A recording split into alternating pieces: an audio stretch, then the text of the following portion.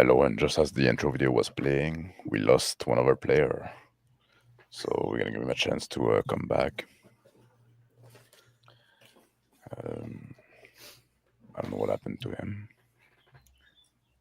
Well, Maybe. he should return. Yeah. Sorry for being a bit late. This is unrelated to the issue we're having now, but I guess we cannot catch a break.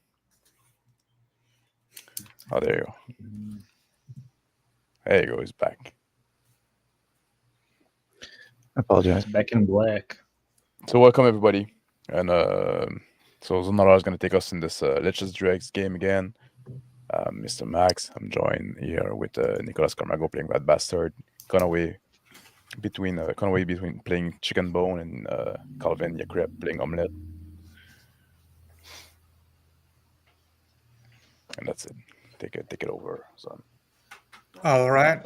It is an early morning as the sun just crests over the horizon. We focus on an expansive forest stretching out for miles and miles.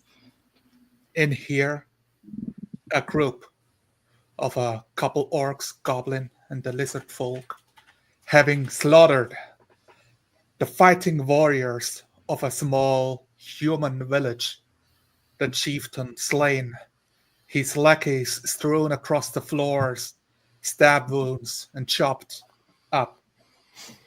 There, as the morning fog starts to lift, a log cabin on fire, and roots grown all over the goblin red bastard as the last of the humans escape with the women and children into the distance.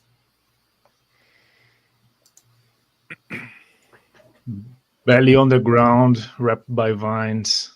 I'm squirming with only one hand out, moving. Help! Vines! Magic vines! Too self-absorbed by his own experience to notice anything. Chicken Bones is hyperventilating. He begins walking and puts his hand on one of the log cabins and just looks downwards.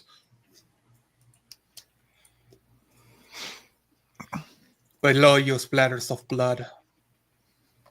Omelette. I have blood caked in the fur of my chest. I begin pawing at it and notice that I have blood on my claw, and I shake my mane.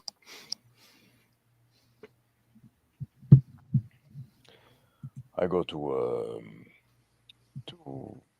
Rat Bastard, walk next to him, and I grab him, and I lift him from the vine, trying to free him. I pull. See those damn vine. Draw my sword. I'm gonna hack at them. The vines covering a large area about 40 foot in diameter, growing all around at one of the exits of this tiny village, hamlet, making it very difficult to move through, spending double as long as any other area.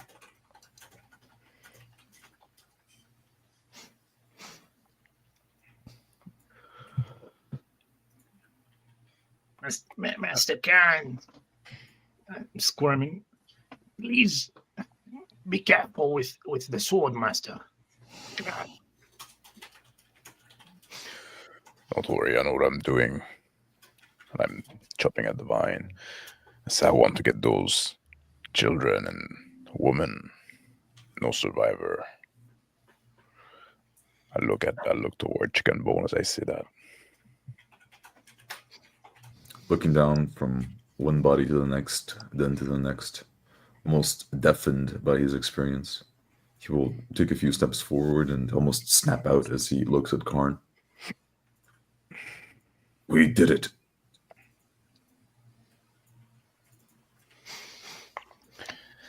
I squat. I sit down on my bare butt and use my claw to lazily flick the limp arms of this human that's lying dead in front of me, and use a sharp claw to pop into his belly and tear it open.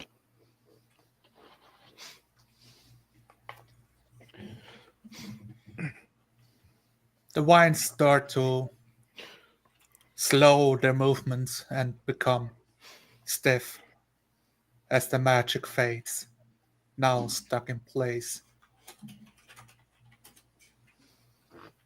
I start pushing myself up the vines. Some of the vines start snapping. Plop, plop. I crawl out of the basically these roots that form above me. They ran that way, master. But evil forest mage, stop rat. Yes, we'll go after them. The loot's not gonna move. It's not gonna go away from here. They left everything behind. I get up and begin making sure not to look down. I look forward only and go towards one of the cabins. Enter it. Begin looting. They didn't leave enough behind. They left with their life. I head poking out. We should take what we can. Hadron walks out of the fog with a bloodied axe and a gash near his thorax, holding on to it. Did we get him? Looking around, seeing the bodies on the floor, spitting. Not all of them.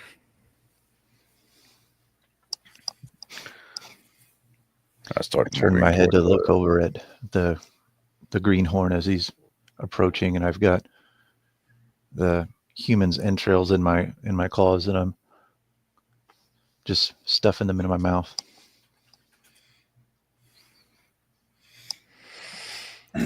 We should. I lift Draft Bastard on his feet. And as I do that, I whisper to him, I don't trust the half-breed. And then I start moving toward the exit of the village where the women and children lived. I crawl behind Kaharn. Still some chunk of dried mud on top of me.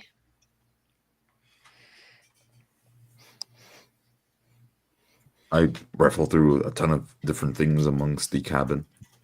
They live in abject poverty, but I find a water skin, smell it. Alcohol, strong. Take a few drinks. A lot of carvings, small toys, symbols, especially a stag. The antlers carved onto a small figurine. Feathers strewn about like tribal decorations. I make sure to grab one of the small figurines, pocket it.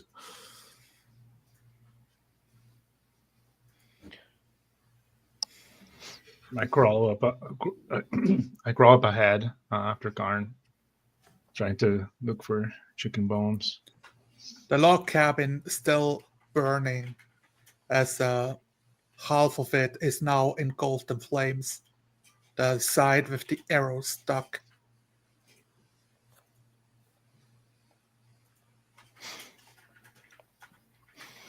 I stand up straight, peeking through a window. I see chicken bones. I jump through the window. What did you find? I quickly turn back Startled, here. I'll grab one of the water skins of the alcohol. Give it to Kaharn. I'll keep one for myself, drinking vigorously. I look over my shoulder as I'm walking toward the exit of the village. I say, Omelette, come with me. I scrape away the entrails that are kind of lying in my lap and stand up. I give another shake of my mane, and the skin of the bear sloughs off like a snake skin, and I trot towards Kaharn.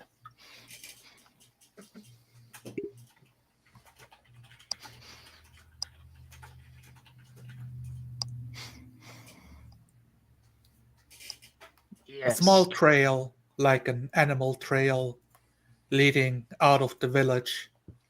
The footsteps of you at the start, then swiftly disappearing into the forest, quickly reclaimed by the ground itself, hiding where these humans went.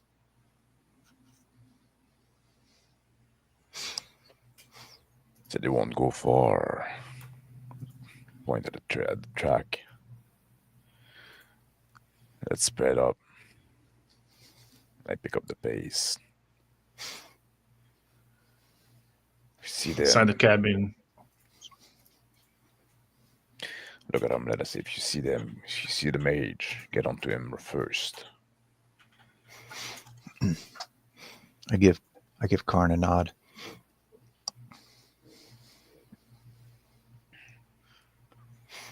Inside the cabin, I put the water skin on my belt, and I'm walking, trying to get trying to circle chicken bones, and only that, my ears twitching. Chicken Bones begins backing, getting back. His back almost to the wall. More jumpy than usual. His eyes widen even more. Yes, they don't have much. We have to keep going. I lick my lips. Yes. We have to hunt the ones who ran away. Chicken Bones will look to the side. Lead the way. I'll be right behind you. I narrow my eyes and jump back through the window. I begin following. Make my way to the outside. The log cabin now engulfing more and more as it starts laking up on the entrances. The what couple of cloth pieces there were for bedding now adding as kindling. Thick, dark smoke rising to the sky. A couple other buildings forming this village. Just a handful, less than a dozen, about 6 or 7. On a hurried pace on the track, I'm stopping once in a while, looking at the women and children running. Easy to follow step. Trying to make good time. Not full run, but a little jog.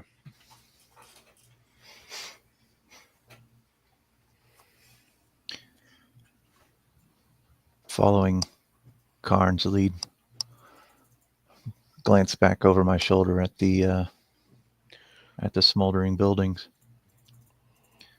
I say to Kaharn, if the fire spreads, we'll lose all the meat. Well, there's more ahead.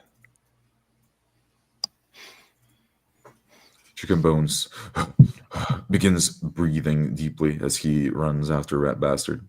Quite a lot of difficulty in following a small goblin through the woods whilst equipped in his armor. In between bounces and leaps, I stop, look back, ears flapping, just to make sure Chicken Bones is there. I back on him and keep on going. Finally catch up. Have you seen the greenhorn? No. Might as well be dead. I look A on grunt, one side to the other. A grunt out of the fog says, I'm over here. Pushing past only a shade of a humanoid. Moving towards the footsteps of Kaharn way in the lead. I can't see anything in this fog, but it should disperse any moment. Kaharn, the footsteps, at first chaotic and trampled everywhere, now disappearing one by one, leading into the natural trails. They are guided by somebody to stay hidden and lose your scent. I stop. I stop and I crouch over. I say, a group of children and women like that wouldn't be able to disappear on their own. Looking at Omelette, probably like the mage that was with them. I want to get those children. I want to get the half-breed to kill some of them. I want to watch him do it. Yes, if the children survive, they will be adults. They will come and hunt us.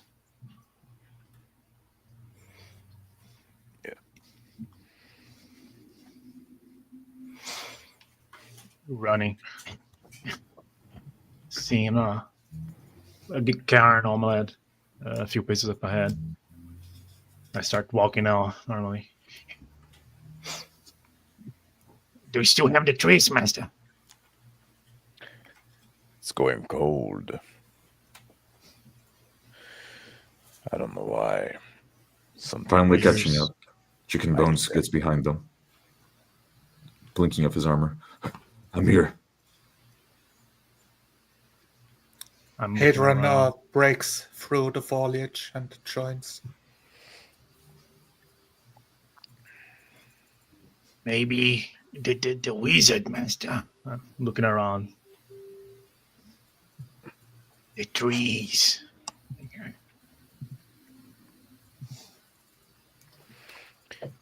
Yes, that's what I'm suspecting. Maybe we should burn it. I get back up on my feet, standing up, and I start like slowly walking on the natural trail, looking left and right, scanning the environment, looking on the ground, trying to pick back a trail, a scent. Make a survival check.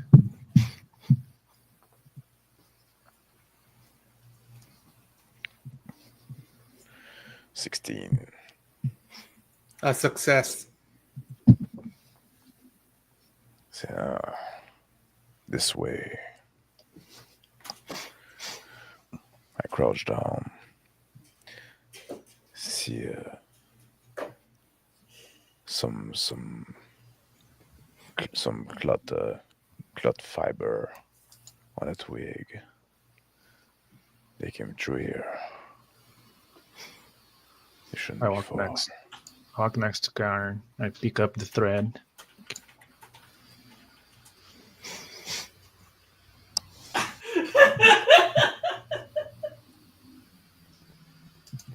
Very well, Master.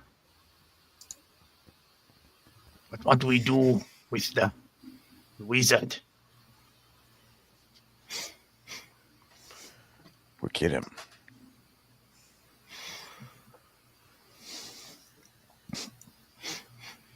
I start nodding. Yes. I'm At the paranoid, looking over my shoulders. at the trail, steep incline over some fallen trees. Some of the moss removed, smudged away.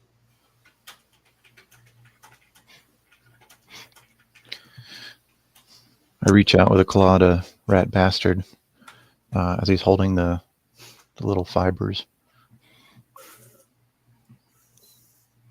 There you go. I take them and kind of twiddle them in my hands and smell them, taste them.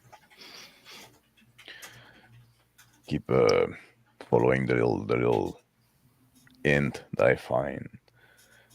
I say like lowly to Red Bastard next to me. They cannot be far. They didn't have that much head start, and with children on with them,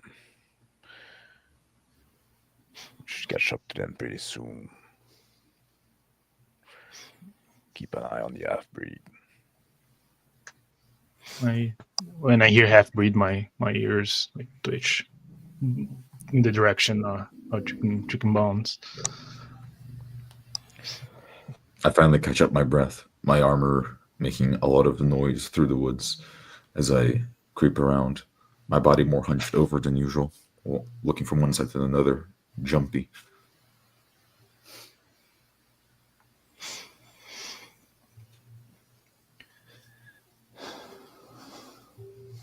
At this point, the fog itself mostly removed, allowing sight as far as the trees, branches, and bushes will allow, which is still a struggle, but manageable. Wild overgrowth in all directions. The faint trail picked up, leading deeper into the forest, up north.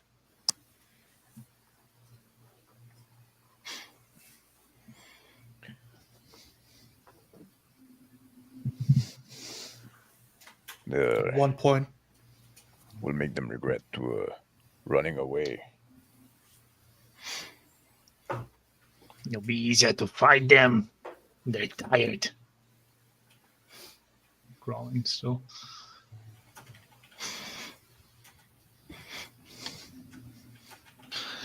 As the sun continues to get higher in the sky, I glance over and feel the warmth on my scales again.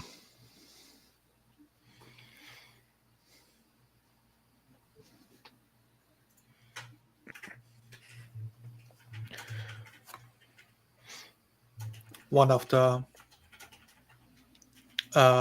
trails splits off to leading towards a fallen over tree that casts a deep and dark shadow out of view. Sprinkles of blood.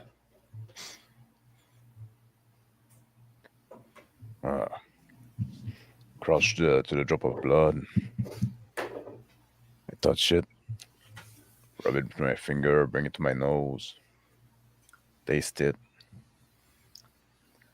We're close. I head toward the direction indicated by it.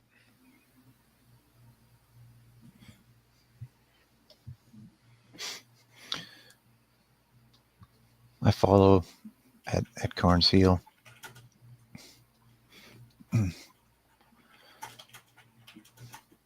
Scanning the wood line as we walk. Now closely behind Kaharn, Chicken Bones has finally managed to comfort himself somewhat.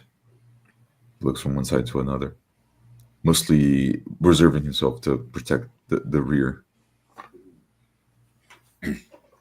I Omelette. unsheath one of my bone daggers, dropping low to the ground. paranoidly looking over my shoulders. Omelette and Red Bastard, you can make a roll.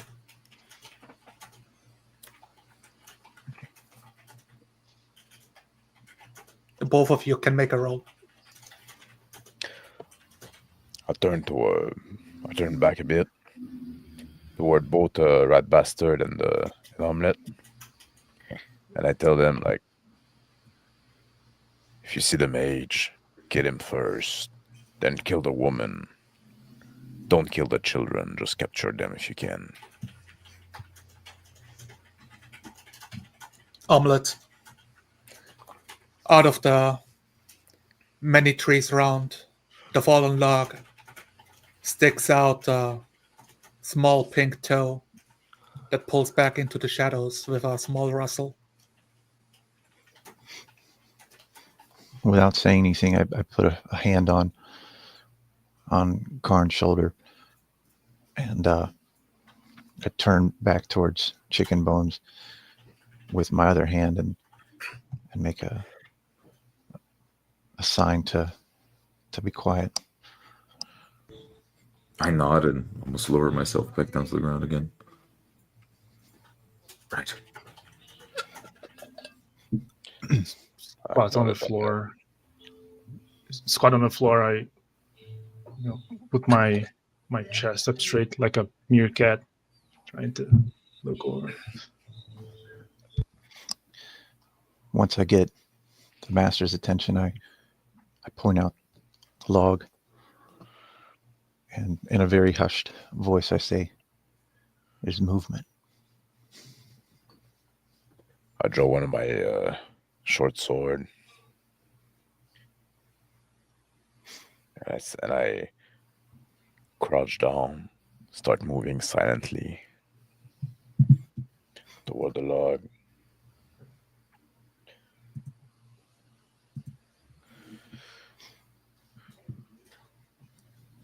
Listening for any kind of breathing or any kind of movement. A suppressed whimpering, a high-pitched voice, a child hiding in the shadows, holding it in, alone, no other noise. I reach out with my free hand to grab him by the hair and try to yank him toward me.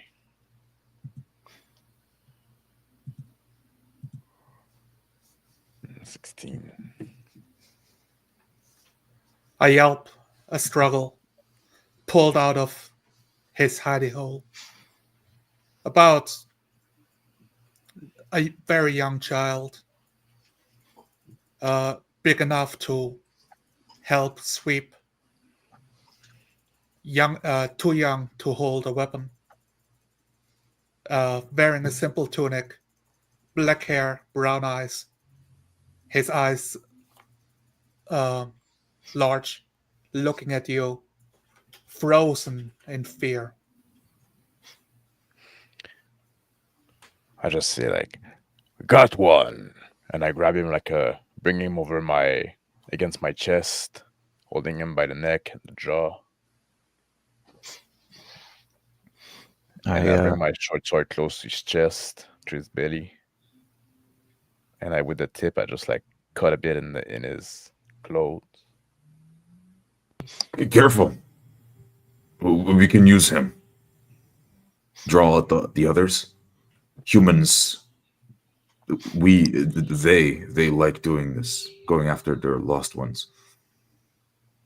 I am close to a tree, grinning, looking, snapping my head, both at Chicken Bones and Kaharn.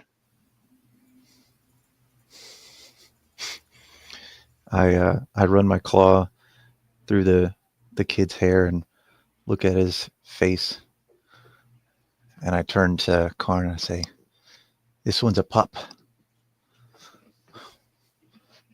Yeah, but he already He might indeed help us find the other human. I'll I'll raise my head at chicken bone and say, ask him where the other are. Speaking in perfect common, perhaps a bit too scholarly, Chicken Bones looks at the child. Hello, where are the others? Persuasion.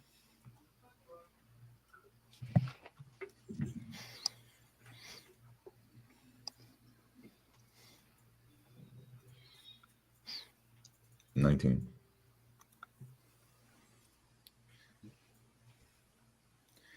He says, Clara, hello.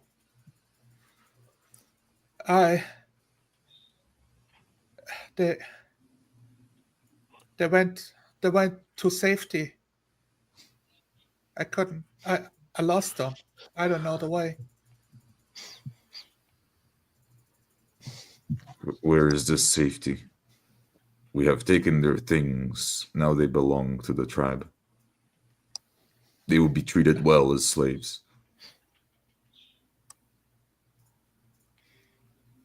His jaw physically chittering with fear. His eyes focused on Chicken Bones. Yeah, it's the Thunderclaw. They went to the Thunderclaws. They're bigger. I They walk have, in closer. Chicken Bones will nod, and he will press his finger into the young man's chest and just push him forward slightly, poking at his ribs. All right, stay quiet then. He will turn back to Kaharn. I look at He a says- chicken bone. He says that they went to Thunderclaw. The thunder. What the hell is that? Chicken Bones will shrug.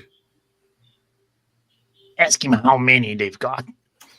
I'm walking right beside both of you. Go! I prod Chicken Bones' thigh. Make him speak. Every time Red Bastard speaks, the child shudders like he's been pierced by a dagger. Chicken Bones will shove Rat Bastard to the side. I will ask no such thing. How would he know?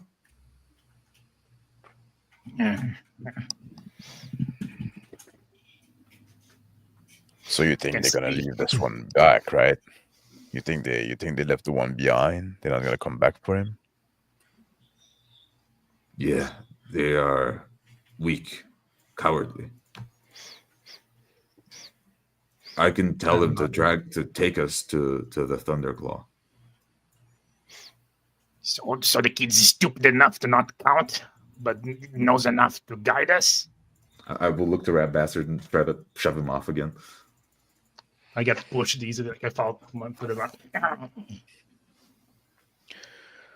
Let's go back to their camp. Maybe there's a map or something for this Thunderclaw. Maybe we can find some, or try to know what the hell that is. The child is the map. It's the Child place is for the the map. I turn to Chicken Bones and I say, ask him about the wizard, about the magic user. Yes, ask him that. Making my getting up again. I turn to the child. What of your leader, the one that can conjure magic?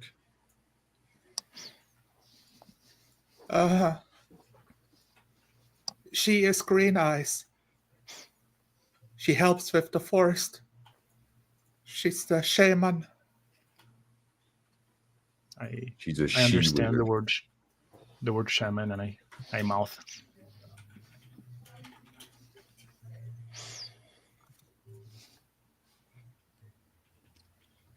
It's a I look at the she-wizard. child. Yeah. I look at the child, See if he's injured, like where he's losing the blood from. A scratch over the thigh, thorny bushes dug into the tunic, surface wound. Say, rat bastard, tie him up. Yes, master. I'm Tie his wrists. He will take us to the Thunderclaw. And then I turn to the child. You will lead us to this Thunderclaw. You want to speak to your leader. Tears flowing over his cheeks, so struggling to speak, nodding his head, casting his eyes to the floor as his arms are yanked behind his back. I grab him by the wrist with little to no caution, digging a little bit of my nails in his arm and tying a knot. What do you think he knows where this Thunderclaw is? He's just like a young child. Got left behind. Or got Real. lost. Chicken Bones will turn to Karn and lean back against a tree, getting some momentary respite. I don't know.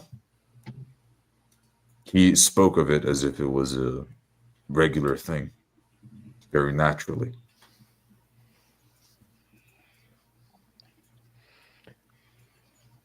Let's head back to their village. We'll wait there. We'll see if they come get this child back. We can loot and eat while we wait. If that's what you say, Huntmaster. I finish tying up the knot, making a lead, holding tight with one hand. Here, master. Hadron hefts his great axe over the shoulder, saying, "We can eat some of the humans at the log sites. The child would do for great, for a good dinner tonight." Looking at omelet. I walk to Adran, and I put my hand on his shoulder. I say, "I got another plan for this child. Don't touch it right now."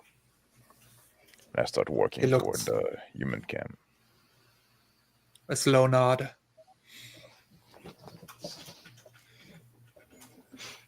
At the camp, Holding the end of the makeshift leash and looking everybody leaving me with the rope. And he's near like, I look over my shoulder. I say, "Rat bastard, take good care of that child." "Oh, yes, master." My ears drooping down. I start walking up ahead and I yank the rope. Go! Walk, little one. the child slightly larger than Red Bastard, following, but only because he is standing, not hunched over on all fours. Stumbling, but keeping track, holding in the sobbing out of fear of reprisal. The small village itself, half a dozen cabins and huts spread about, a campfire in the center that has not been lit today, a second cabin caught on fire, the bodies on the floor, some of them start charring, black bristling over the skins. So, well, now the cooking is almost done by itself. It's all convenient. I walk to one of those body char that is getting char on the edge of the fire, and then put him toward by the feet. Bring a bit away from the fire. A simple leather armor ruined, but the flesh burned on one side, but tender on the inside.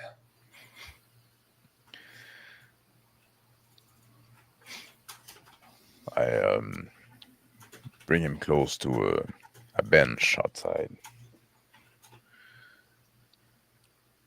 I take my sword and I chop away the strap of the armor, the rest of it, and I remove it with the point of the sword. I'm looking at my companion around.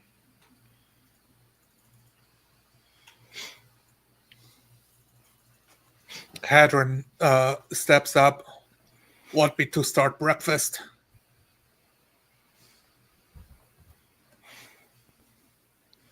Yes, we all eat a good share, all of us.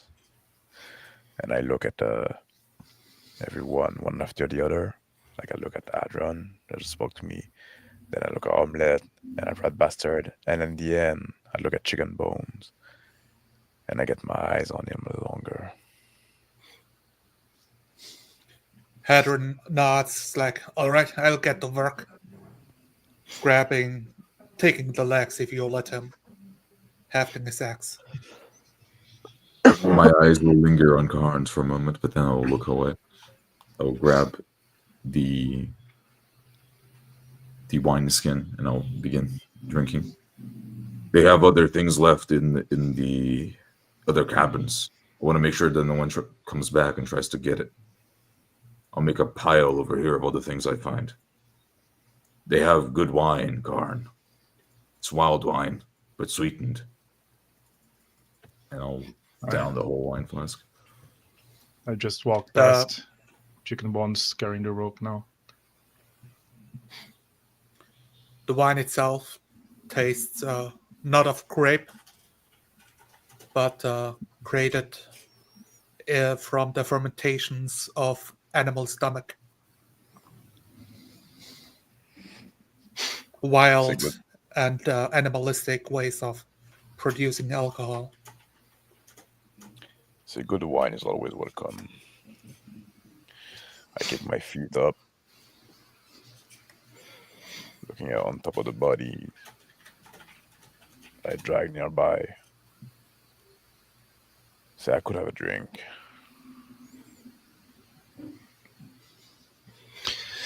I've begun to drag the various bodies into one consolidated location, and taken to disrobing all of them, getting them ready. Hadron helping you along, chopping the human bodies from the crotch downwards, splitting them in half, separating limb by limb. Just like he's at a logging camp. I walk up to a tree with a low branch and I start tying a knot, so to keep the key tied. I when I see a rat bastard do that, I stop him. I say, "Wait, bringing him over to me." Yeah. Yes. Come on, go. Then I tap on the seat next to me. I say, "Come on, sit down next to me, kid." I'm looking with interest, still holding one end of the leash. The child looks frozen like a salt statue, looking at the goblin, looking at the orc.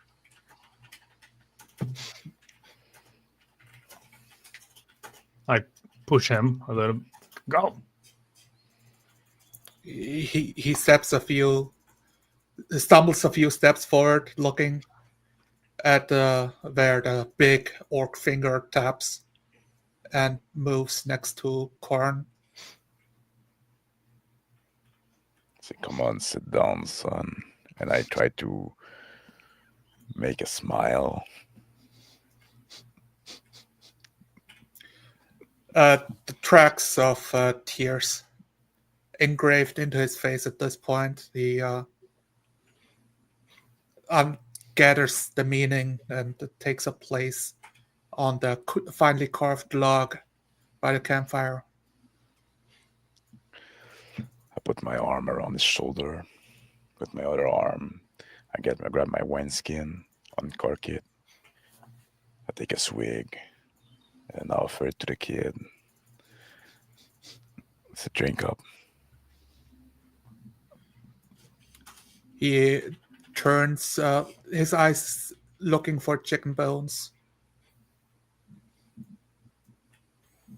Nowhere to be seen. Well, Chicken Bones is walking in the distance, going from log cabin to log cabin, dragging a barrel above him.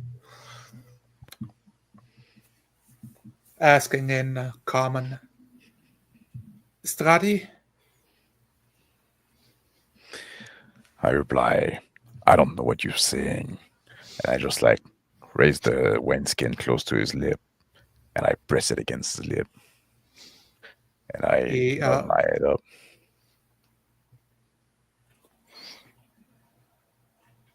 He starts gulping. A lot of it splashing past him. Coughing out loud, unable to take such alcohol. I grab back my wineskin and I frown. laugh a bit. And I brush his hair with my hand. I Laughing. frown at the scene. Why doesn't he drink? It's probably too rough for this little human. By the way, Master, I pull out a water skin. Chicken Bones found it earlier. Yeah. I look around for chicken bone. I say to a rat bastard. I say I want him to kill this kid. I want to see him do it. My expression, like my light bulb goes over my head. Yes. I put the water skin close to your feet. Do you want me to go get him? I'm In due smiling. time, he will come back. Let's see what's gonna happen. We'll try to have him eat some of that dead flesh first. See how he react. I'm nodding maliciously. Yes. And I do a little chuckle again, and I bring the kid close to me, like I'm trying to be friendly, chummy to him. Tap him on his chest with my big hand.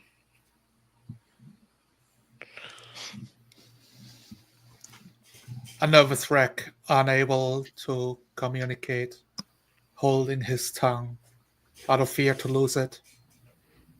Omelette, Hadron moving some of the bodies you've collected to a table, a butchering block, chopping them up. He calls out, Omelette, you see that blade? I make eye contact and look in the direction that he's looking. It looks weird. Maybe we should.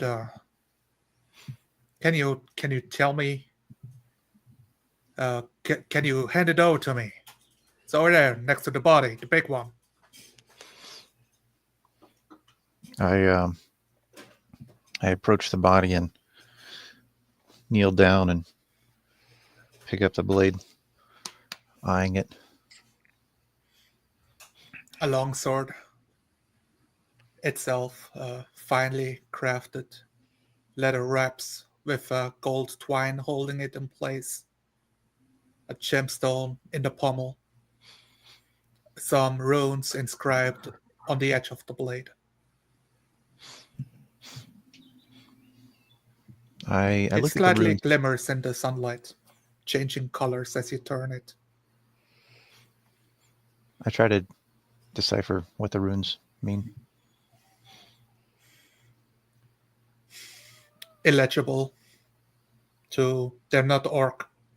They're not druid. I hand it over to Greenhorn. I say this one. Yeah. It looks nice. He grabs it by the blade end, holding it at the sun, slightly turning. The gray of the steel itself turning to blue when he turns.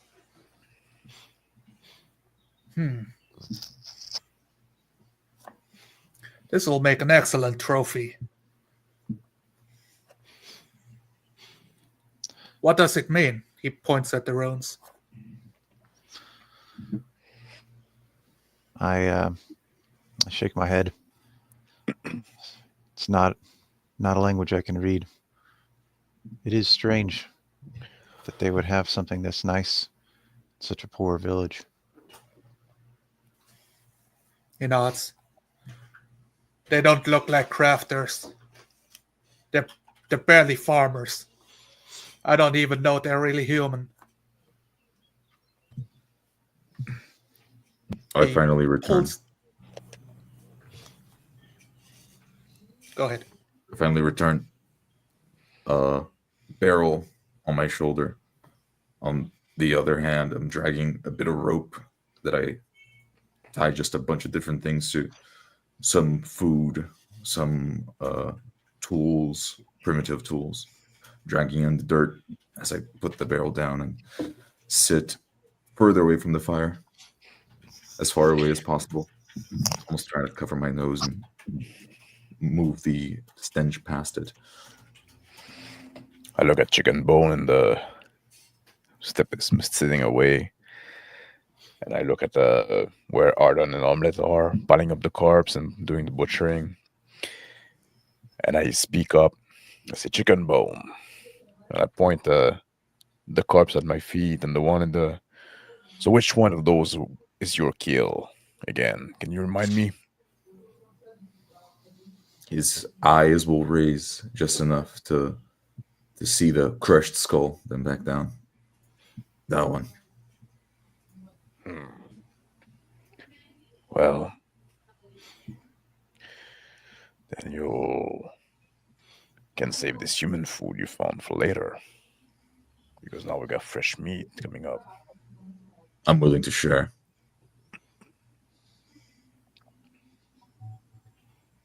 Yeah, I we all see share. her. I will reach down and pull the cork out of the barrel, fill my wineskin once again. They have more of this stuff. And I will down it. I let go of the rope I'm holding. I start walking towards Chicken Bones, digging into my pouch. I pull out this still wet piece of skin with a tattoo on it.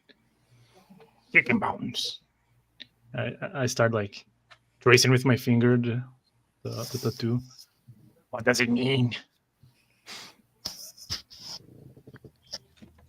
I will quickly look and pull it closer to me and begin reading. One of the humans had it. Looks pretty.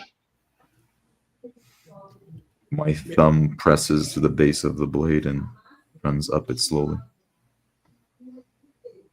Grave craftsmanship.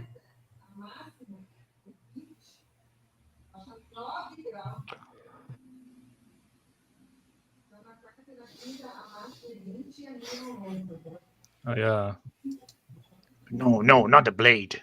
This one. There's a ripped off piece of skin, human skin, with a tattoo on it. Oh! I'll look to the tattoo. Oh. Yeah, keep And your eyes to yourself. That blade is mine. I can read what it says on the tattoo. I will reach closer and begin reading. Make a history check.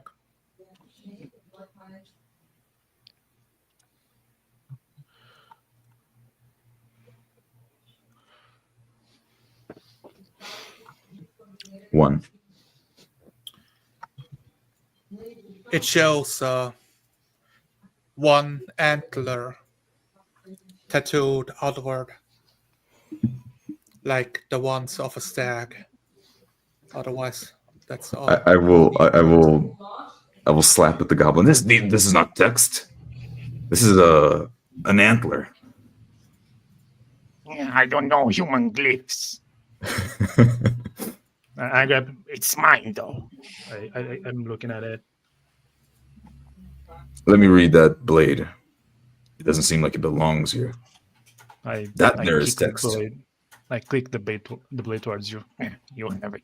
I waddle back to the corpse or Kaharn, still looking at the tattoo, running my finger through it. Sitting there drinking my wine with the kid around, like my arm around the kid. Amused by the little exchange. I raise my voice and say, Omelette Greenhorn. Are we gonna get some food yet?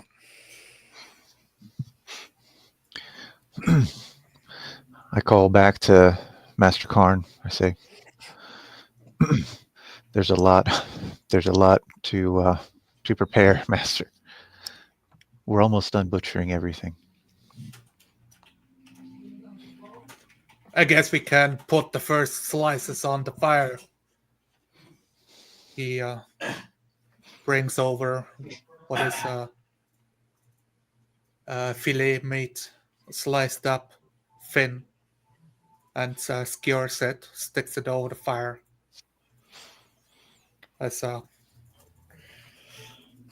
his incredibly shiny blade sticking out of the waist belt, glimmering blue as the sun hits it.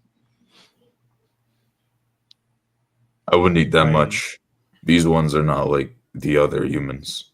I will sit back down and take another few swigs. They're primitive, probably full of parasites. Stained meat. That's why we cook it. Hadron shrugs. As long as you don't eat the brains. We have to pickle those first.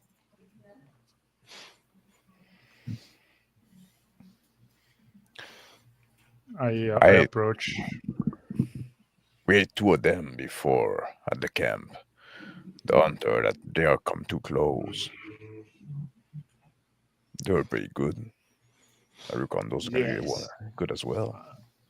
Still looking at the tattoo, I at the piece in my hand. I speak aloud. Yes, meat is meat. I look at the child, and I point the tattoo at the piece of skin, and I touch it. Speak. What? What is this? He looks confused and starts sobbing, trying to hold it back, but he can't. At the face of this goblin spitting at him, some slathering down his cheeks. My finger just like tap it on his chest like this. There. Speak. I look at Chicken Bones. What is he speak? Tell him to speak. It's scared. Red bastard. Much like you usually are. But it has nowhere to run. You should let the thing preserve its strength. It's going to need to show us where its parents are in the woods next dawn. I frown, my ears twitch. And I sit down finally, still admiring the tattoo. I look at the child speaks up, saying in common that this is Uncle Woodchuck. I look at the child, back at Chicken Bones. I repeat it to them. I don't know I what laugh it a bit. means. His uncle. Laugh a bit. Ask him who's and I point at the body that my feet is resting on, that I'm using as a footrest. Ask him who that guy is. If he knows him. And who is that one? I say in common. His eyes turn to glass and he says, he's dead. That's a short reply. She says that he's Barely dead. visible.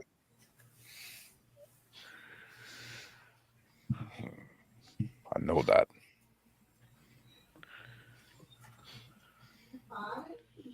I like this kid. I ruffle his head a bit. I will say, in common, they have fought well and bravely. If you are of their kin, then you will grow up strong too. It is a hard life back at the orc camp. But if you do not fight back and you obey, then you'll be protected. My ears stood up like a dog's, like trying to understand, directing at chicken bones. The child speaks back in common, saying, a stag can fight.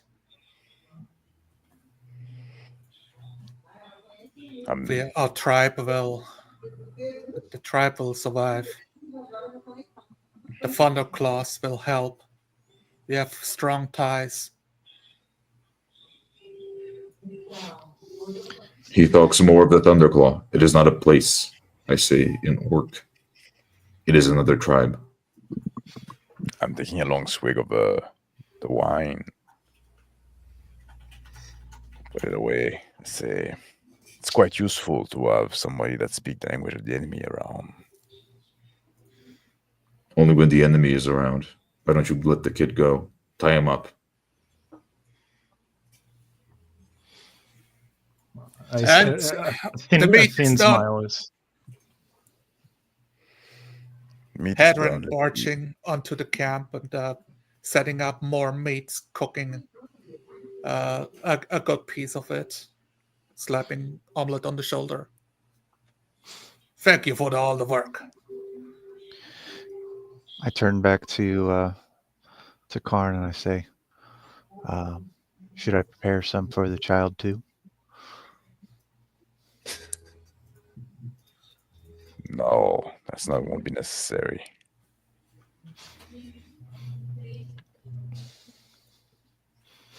It's all I'm smiling at the interaction. I put away the piece of skin I have and I grab a portion of the mule. I tap my hand on the chest of the child again. I look at Chicken Bone and say, maybe I'm going to keep this one. Maybe I can make him a new pet. I had good success with Omelette, right? Maybe I can turn him useful too. He knew the she-wizard well. She is a true pet here, in chains.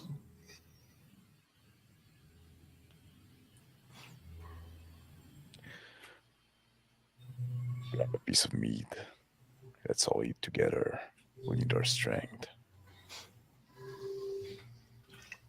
I will get up, walk over to the hunt dog that was also killed during the fighting, pick it up by its fur, approach it to the fire. I'll eat this one. More tender meat. I shake my head. I laugh to myself. I put the child on his feet, and I stand up. And I say, "You want tender meat, Chicken Bone? I have tender meat for you right here." And I grab the child by the collar, and I lift him. My eyes Child widen in comes. shock. Increasingly panicked, his legs flailing a little bit, holding his collar, trying not to choke.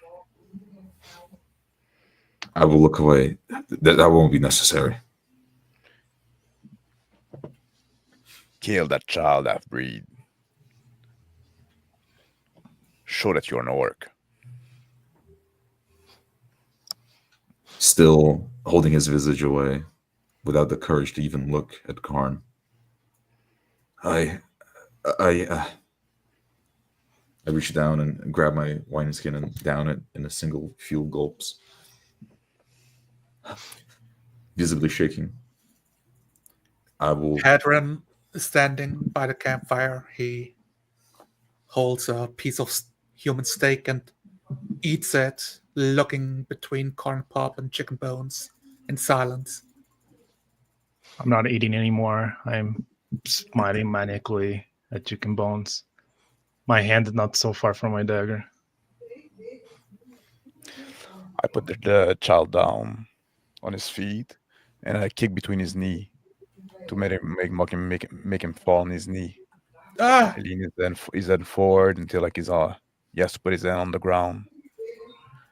I say, come on, I'll make it easy for you. Strike him down.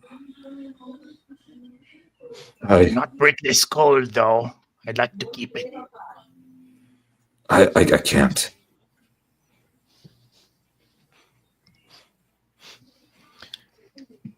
I take a moment. I pause eating for a moment to study Chicken Bones' reaction, and then continue eating again. The child cries out something in common, yelling, "You will never find Thunderclaw without me." I pull the child back up on his feet and push him back, having him fall on his butt. I say, Arden, grab that fucking half-breed. Grab that fucking Wait. human lover. Wait. I'll do it. Thinking on what the child said, he will say in common, "You're right. And you are a hero for it. I'm sorry."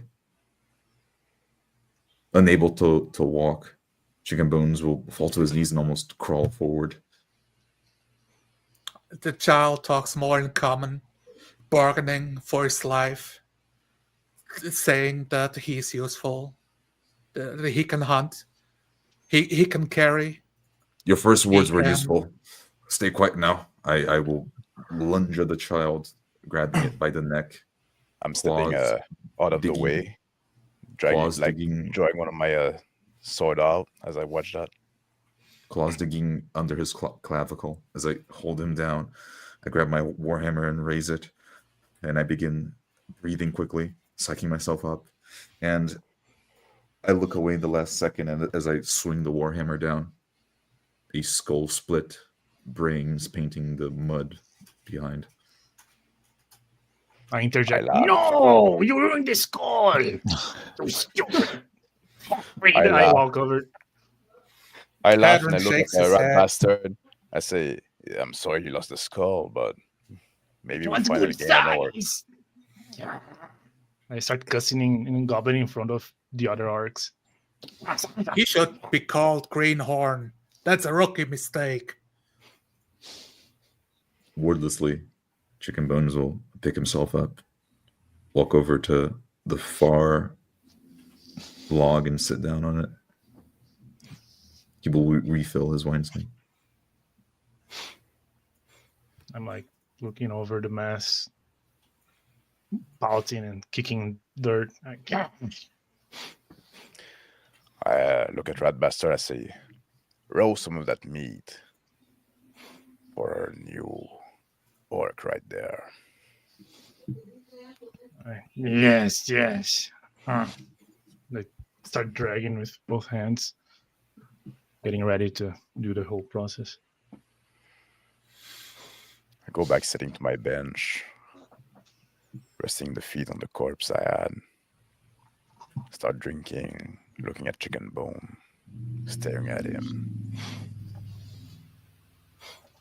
Hadron hands over the largest piece of steak to Kaharn as a trophy.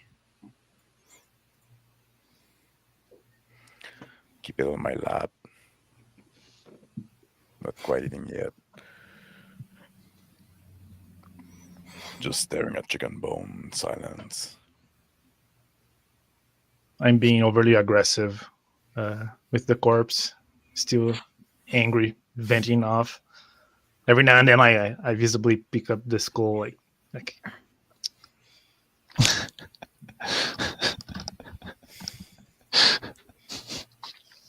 sitting down, hunched forward, looking down the whole night.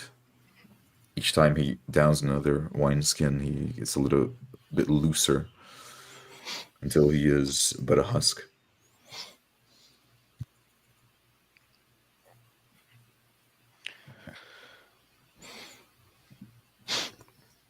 As I'm sitting and munching on a piece of meat, I've got a stick and I'm poking around at the pile of entrails and watching as the flies kind of buzz around them. Finally, instinct is starting to eat my human steak. I look at I grab a sip of wine, then I say, "Chicken bone, you were born with a huge flaw. You have to kill it. You have to kill that part of yourself, so you can become a strong orc." I mutter to myself, yeah, splitting skulls. Still butchering. I will finally look up at Kaharn once again. The fire tempers any form of steel. Even bad steel can be reforged. But the handle still must be elegant. Get rid of that human slag in you.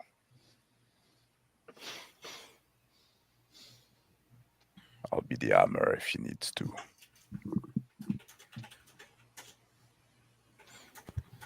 I will nod.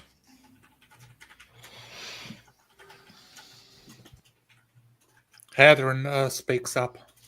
Korn is right. The tribe will not accept weakness amongst its mates.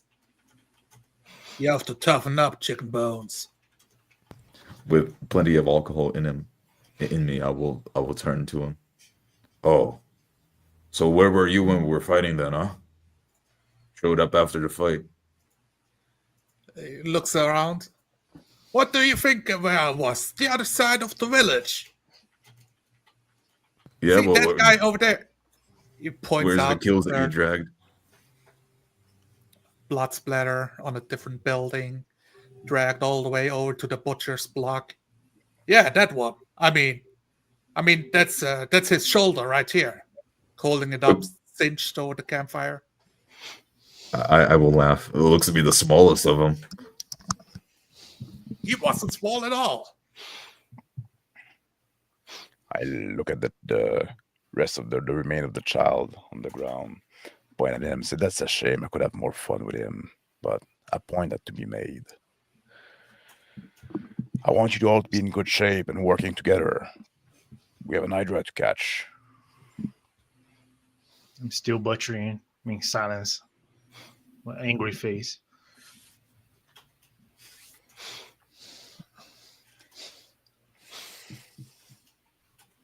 Omelette.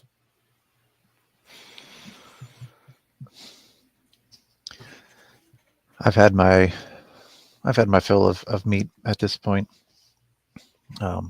Sitting quietly on a log, still just keeping myself occupied with the entrails and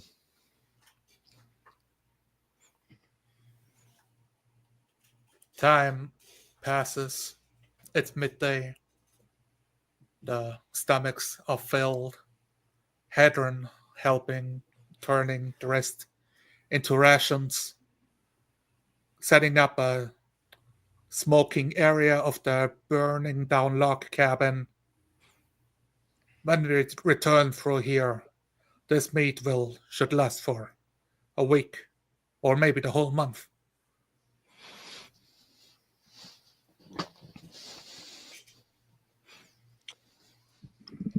Yeah. Rat bastard. You remember where we encountered the monster before, right? I'm holding a broken piece of jaw, a very tiny jaw, and I throw it on the ground. Yes, Master Kaharn. East of here, about. You wish to go now? We all rested. We all well fed. Chicken Bones looks down, his hand on top of the log, holding his head up, looking like he has a pained head. Vomits. I sneer at Chicken Bones' direction. All right. Yes, Master. I remember the way.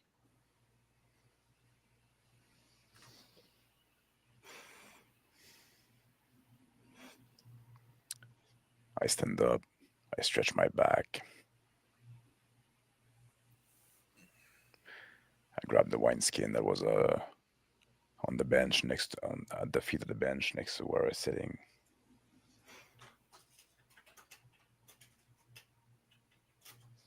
All right then. We have a job to do.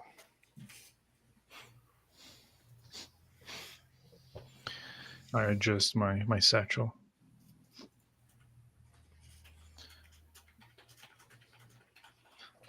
I finish adding wood to the smoker, and check to see if how much longer everything will need to be done and ready to package up.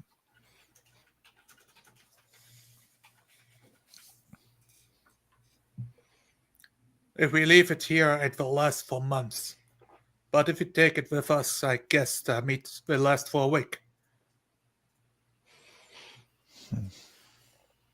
Hadron looking over his designs of using rubble for a stove. So can you let in the smoker and we'll come back later to get it? It's gonna smoke on Beasts its might own. steal it, Master. The humans will probably come back. I don't think they're gonna take the meat. They will probably try to bury it. You can bury it. Bury it with some smoke. Salt. Don't the humans have salt? You can make jerky.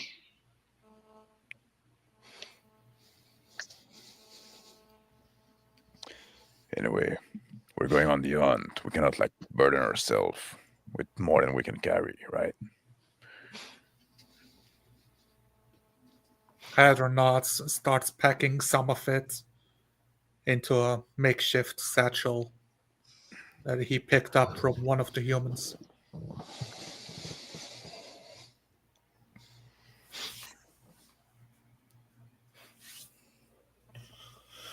Already then, Master. You find any good weapon that could be used? I pointed Chicken Bones. Yeah, he found some. Greenhorn found a sword.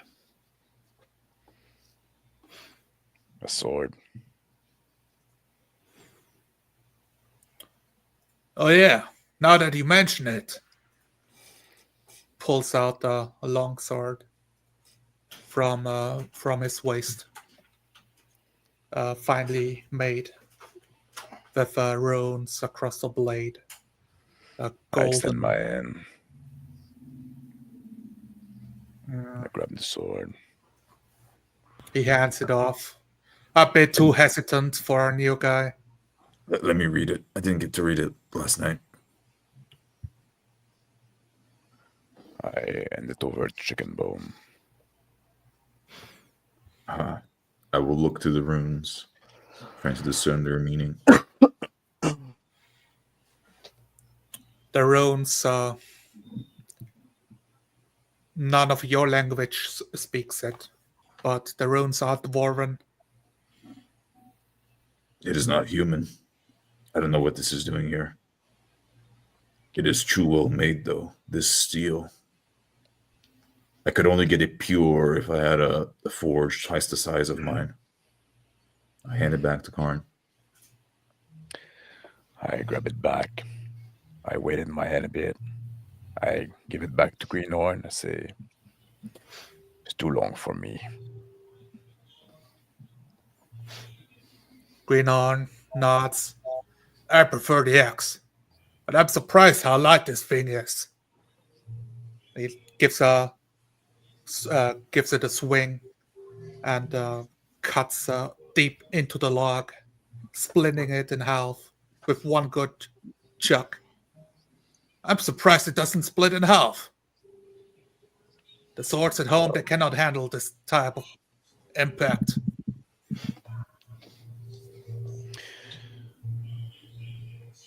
But a long blade, when you fight in the woods, gets in the way. I draw one of my short sword and say, that's why I prefer keeping them close. Nods, thinking over it. Karn, Sage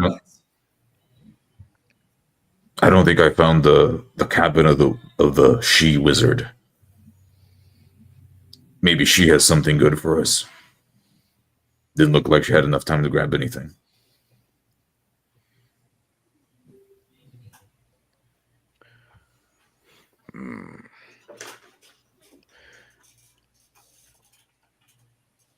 Maybe, I don't know.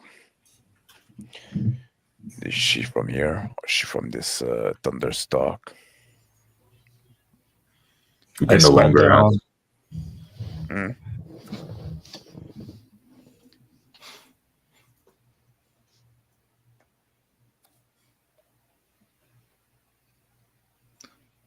I squat down, listening to the conversation. My head is down, but my ears are. Every time someone speaks, it directs towards them. So we cannot let ourselves be distracted by those humans. We had enough distraction already.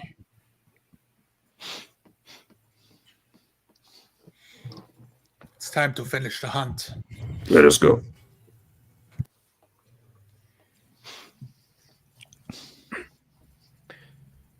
I look at the Greenhorn, at the Arden, and I say, like, at least this sword is going to be a good trophy. We can tell the village that we got rid of a human encampment. He nods. I stand up. Yes, even if you don't find the beast, at least we got that. Oh, as though If you live past the hunt with the Hydra, you can get back to the village and say that you're no longer a greenhorn. He chuckles. That's right. We took out the whole village by ourselves. Well, we did. You found someone to dance with in the woods in the meanwhile. His eyes narrows. I start working toward the east a bit. Slowly, like almost dragging my feet on the ground. Kicking a bit of dust. I stop and say, like, how come that those humans have been unbothered by this Hydra? I'm sort of absently picking at flaking skin that didn't come off earlier, and I look up at Karn and I say, do you think the magic user is related? I turn toward Omelette and I nod and say, maybe there is something there.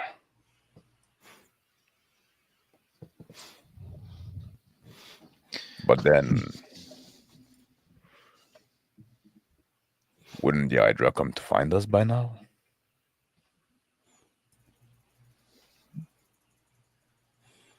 It's impossible to tell how big the forest is. We've been walking for hours and hours, and it keeps going. Many strange things happened lately. With the blights, and the Hydra.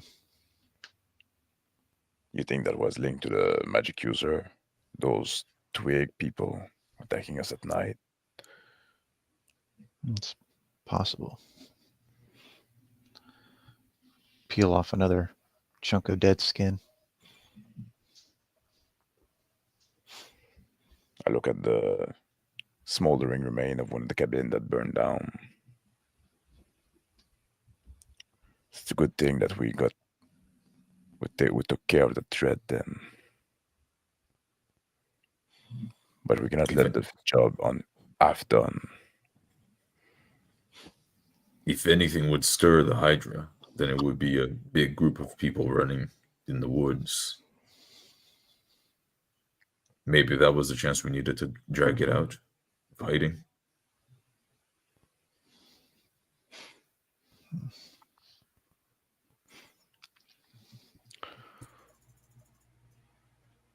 What do you think, Rat? Any goblin insight you want to share?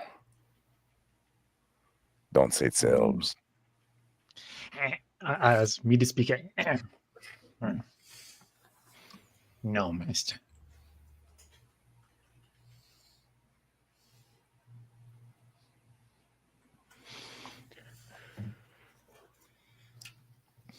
Maybe we.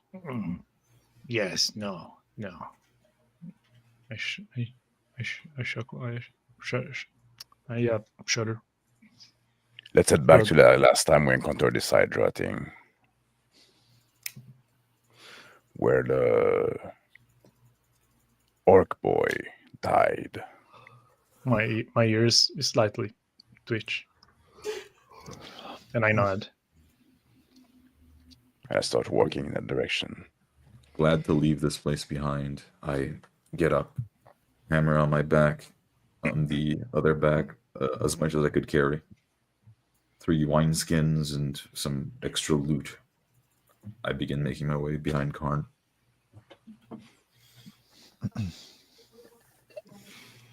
Follow. Hadron joins at the tail end, hushing Omelette to move along. I get up and follow behind Chicken Bones. And I ask him, do you still have those metal hooks?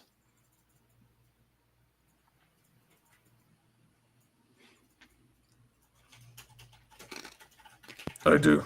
They're on the backpack somewhere.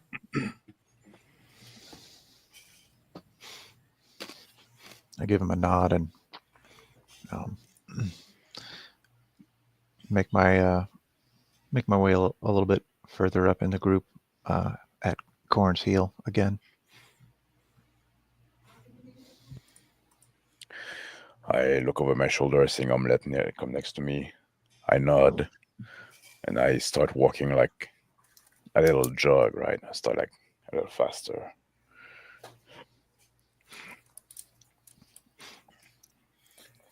The village left behind, moving through the forest. Having been here before, leading the party. A known spot.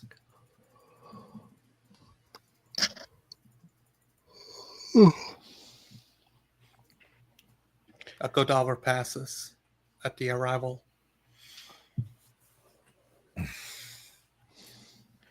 So you should be around here. I point at some of the broken tree that fell down. It is sign of the beast. Yes, it's just a few spaces up ahead, Master. I take the lead, walking carefully, looking around. There is a little clearing over there. That's why we fought the beast.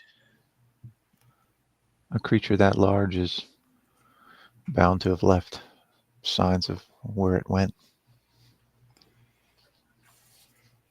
It's Any? been a lot of days though. Rain, wind. Yes, but when we injured it, it retreated. Oh, you weren't there, rat bastard. I I was master shooting arrows. How are you now? I turned toward Omelette. When we injured him and he retreated, he probably went toward the direction of his lair. So that's the best clue we have now. Chicken Bones will crouch down, looking at a tree splintered in half. His eyes widen at the size of whatever must have done it.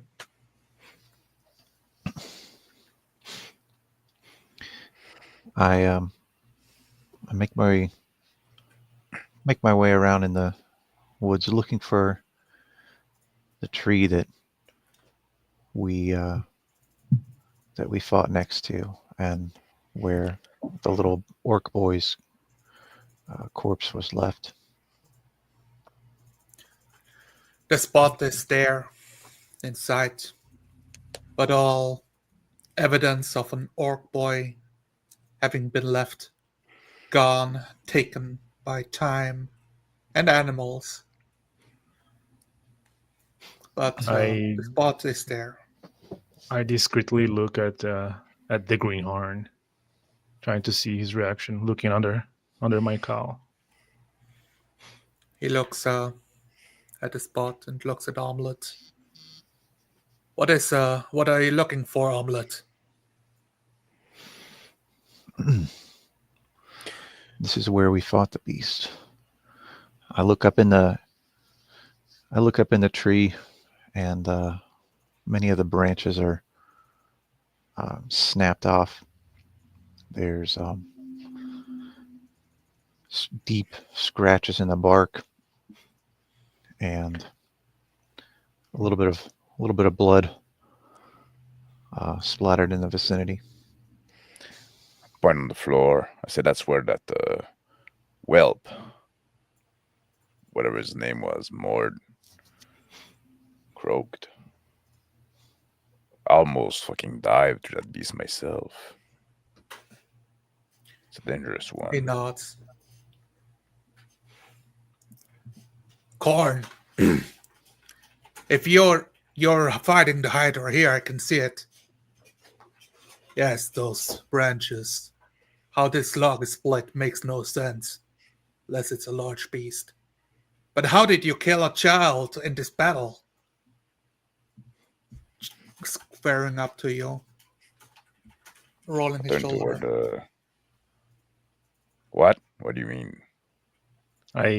I'm as they're directing attention towards each other, one another. I slowly start walking backwards, getting close to a bush. It doesn't make any sense. If you're in a life-death battle with such a pointing up where all the branches are destroyed beast, how can you slay a child? I look at Greenhorn and tilt my head to the side, and I say, "The child was in the beast's mouth." What do you mean? He looks confused. So the beast ate it. Yes. That makes no sense, Kaharn. The whole What makes village no knows sense? you killed him.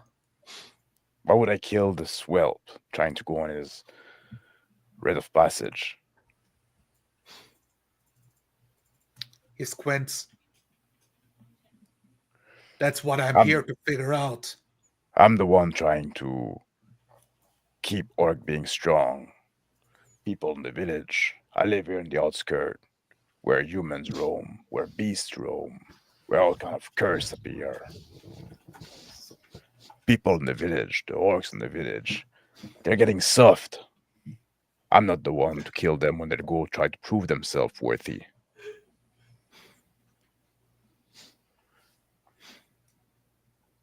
We need the young orc to go out, but this is the risk that they face. He nods. I do not understand. I've asked your servant. Red Bastard confirmed him. You slayed the child. Like looks where the goblin was beforehand. I'm at least 12 steps behind where I was. I But I'm quickly glance at stationary. the red bastard, and then I go to the greenhorn, and I slap him on the side of the head. Yeah. I say, "What kind of fucking stupid orc you are, listening to the word of a goblin?" What? I put my finger on his chest. I say, "This is what I'm talking about. The orcs are losing their way. You're getting so soft. Not only soft in the body, soft in the fucking head. You know you cannot trust goblin." He nods. Turns to Red Bastard. I'm But he wasn't the looking. only. I'm looking as meek as a dog who did something wrong.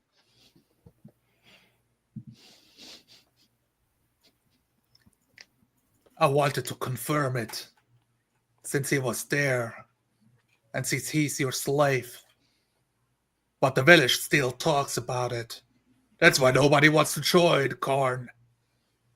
Your reputation is in the mud. Why would they even fucking care? Even if I did kill that child. That's the right of the strong.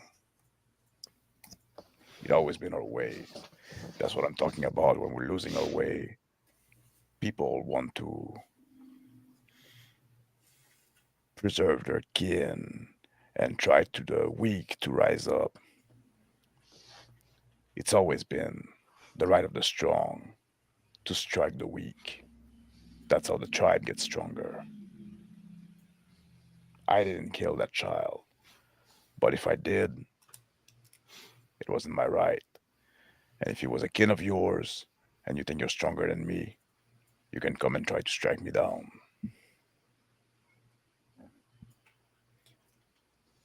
He holds on his thoughts for a moment, thinking carefully, and then replies, I respect the strong, but I also respect our future. People have to grow strong. If they die, they die. But slaying your own kin does not help. Now you did not do it, and I believe you. But this means that your servant lied to me. He looks over at Red Bastard and starts moving towards him. So the goblin will lie to you, did lie to you, and he will lie to you again. That's what they do. We can use the goblin, but we have to keep that in mind. It's expected of them. Red Bastard, the Hadron approaches you and is closing in, looking stern. I start cowering and backing away a bit slowly. In silence, my face looks worried, afraid. I speak loudly. I say, Adron, this goblin is my property.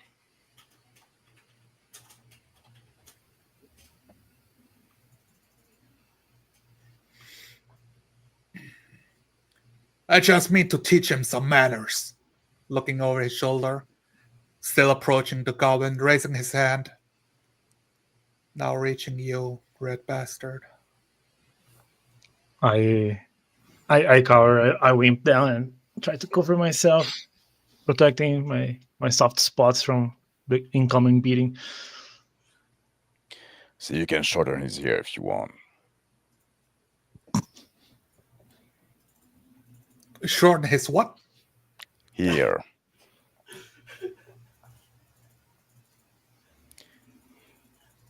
His long floppy hair.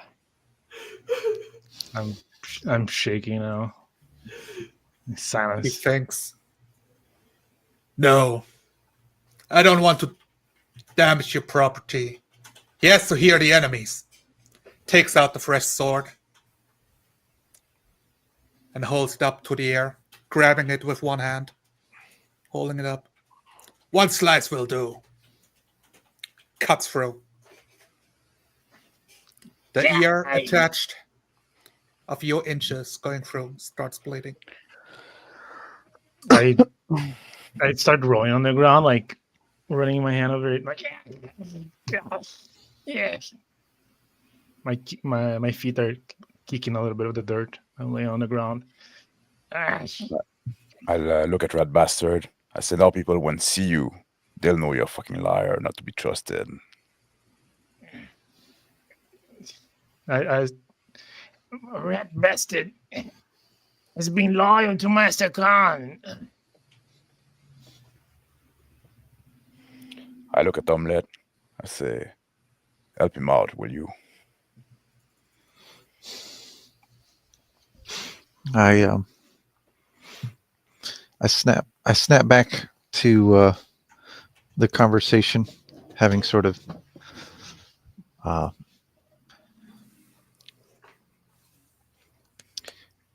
gone into a bit of a daydream, and I realize that Rat Bastard is bleeding. So I walk over to him. I approach after hearing the screaming from the goblin. What's going on? Just a reminder that goblins are not to be trusted. They never were. I've saw the splintered trees. This is a big thing, is it not? I pull out a python from my backpack. We need to hammer it down. It was big enough to grab me in his mouth and shake me around like a rag doll. We need to be able to fight this thing. We need to be able to bind it down and then break it. Yeah. We will find a way. Or Do you know we'll where it try. is? At It this ran point, away. the ground starts shaking a bit.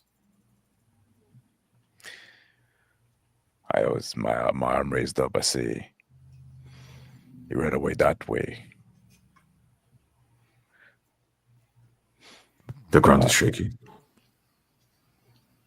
That might be it coming back.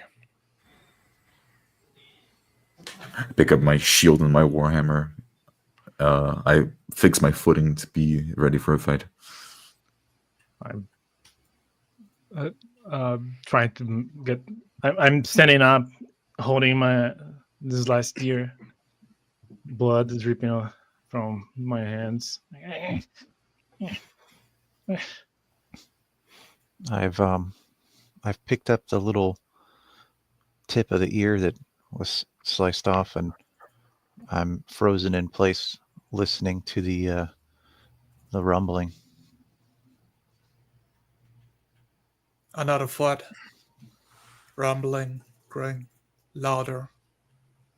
Shaking the eyes- leaves of the trees as some fall. My yellow eyes widen. I'm looking around, still holding my ear. Look at Chicken Bone. I say, get those hook ready. Greenhorn. Yes. The beast is coming.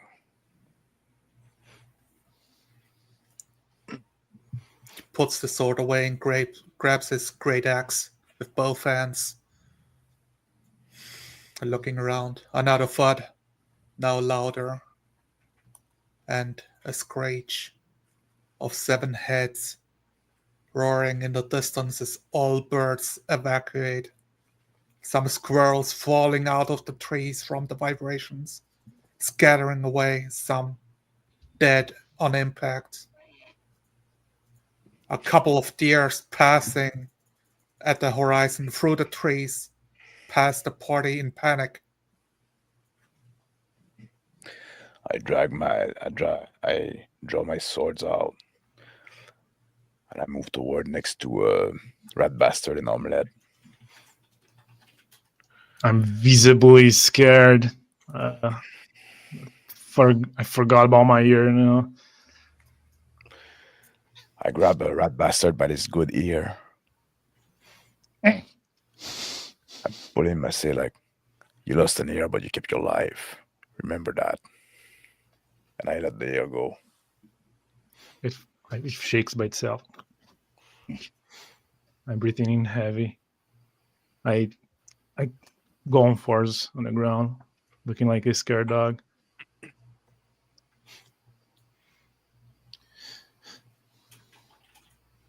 My eyes are fixed on the trees in the distance where the birds are flying out and the deer are coming from. I tried to catch a glimpse as the Hydra approaches. Chicken bones. I let go of my shield. No point in having it. And I quickly dig out 8 pythons. I try to grab a few with one hand, but they're too big. So I just grab one. I'll need to run back to get the rest when it comes to it. And I'm ready. Another thud, this time a whole tree falling over through the thicket towards the party, and a strange sight of a wolf also sprinting towards the party, yelping out in fear, trying to sprint past.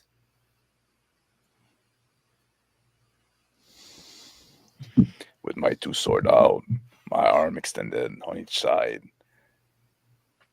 I let a huge scream, a huge growl out. I shake Kaharn's yelling, startled by it.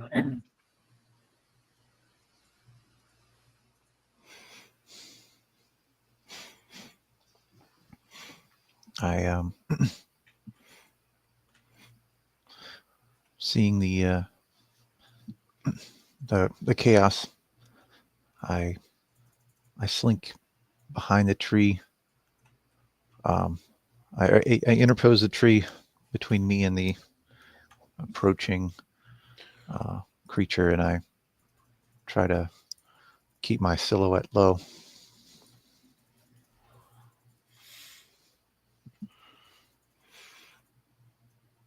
And the final thud, a large head swinging down through the trees, snaking past branches towards the party, its maw opening with dozens of teeth rowed against each other and digging into the wolf itself, a large snake-like head, horned,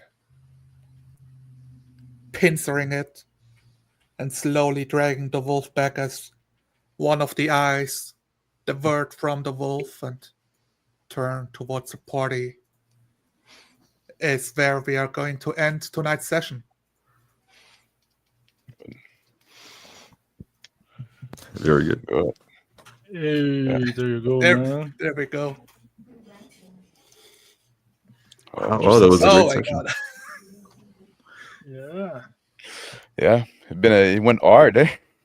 Yeah. Oh my- I feel like, wait, should we warn anybody what the session is about? I don't know. They've seen the other ones. Yeah. You need to put on the disclaimer at the beginning of our games now too. Yeah. Now it's too late, man. If you- Yeah, like we were like somebody like saying like, "What the hell is this, bro?" Oh, That's it's the guy with your like the demon profile pic, right? yeah, Oh my it's god! your Yeah, the demon is watching. He's like, casual what the fuck? casual child slaying RP. Don't worry about it. Yeah, I Yeah. was. infanticide. Well, you know. I'm gonna let you guys role play. It's up to you to decide what are what are you guys all about. So there you go. I don't.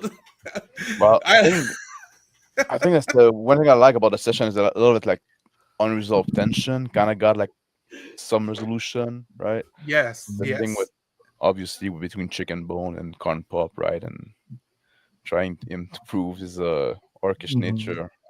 Yeah, I think the session was more focused on Chicken Bones and the Greenhorn as well, because well, yeah, Yeah. Chicken Bones had his moment where he had to grow past and become strong, as Karn puts it. So did Greenhorn, and he challenged Kaharn for the child, and I think it almost like rhymes those two different motifs of the session. I think that was great. I don't think it could have come in a better way because it both happened in the same episode. That was great. Yeah, to those questions, this is a wholesome family entertainment. Exactly. We are a wholesome Yeah. family. We're Yeah, we like use the family. whole family The for the whole entertainment. Come family on. was involved at dinner, I guess. Murdering a Exactly. whole At the family. breakfast. Yes. Yeah, The family has been served, you can say. and yeah, like there's something about like orcish culture being expressed in the session, right, in different way. Even with the resolution with Rat Bastard, right? Yeah. And I love how Greenhorn was like, "Well, you can't kill your own kin." Meanwhile, I'm sitting there thinking, because I was told to kill my own kin. Yeah. God damn it! Yeah, but Poetic. they're not our kin. It's your kin, which is your problem. So Yeah. if you want to be an orc, you have to let go of. That was the whole point, right? I was expecting Kaharn to be like, he wasn't even in the battle. Like, how could he know? Yeah. I thought that could be like an extra alibi, but did not even matter. Yeah. Yeah. No, Karn is not the one to lawyer to try to make a trial and defend himself and lawyer up. No, yeah. No, I thought it was just like your head, like his head think like he wasn't even there. Like, But how could even I when- confirmed? Yeah. even when Chicken Bones actually made the decision, I think it was a bit utilitarian, because Yeah. I'm playing him as being more strategical, right? Like, oh, we can use the Yeah. child. And the moment the child said, "Well, you'll never find the Thunderhawks without me," it's like, oh yeah, we'll never find the Thunderhawks without you. You're gonna find your own way to keep the women safe, I suppose. Just Yeah, splat. I think that was Yeah, the was small good, right? Like, glimmer of solace. you kind of satisfy Karn Pa'up, but in the same time satisfy yourself in Yeah. a sense, right? I think that was And- very, very good. Yeah, and I think we bounced off of one another very well in that regard as well. When I went for the dog that bit Rat Bastard last session, I went for him. Oh, Yeah. I want tender meat, right? And that was like the perfect opening for you to say, "Oh, you want tender meat? Oh, have this one," right? That was perfect. It's a very good scene. A very Yeah, good scene. and then Zonalar role play the child, saying, "Oh, you need me," like I said, the child said that you never find them without me. I was like, "Oh yeah, we'll never find them without you," I guess.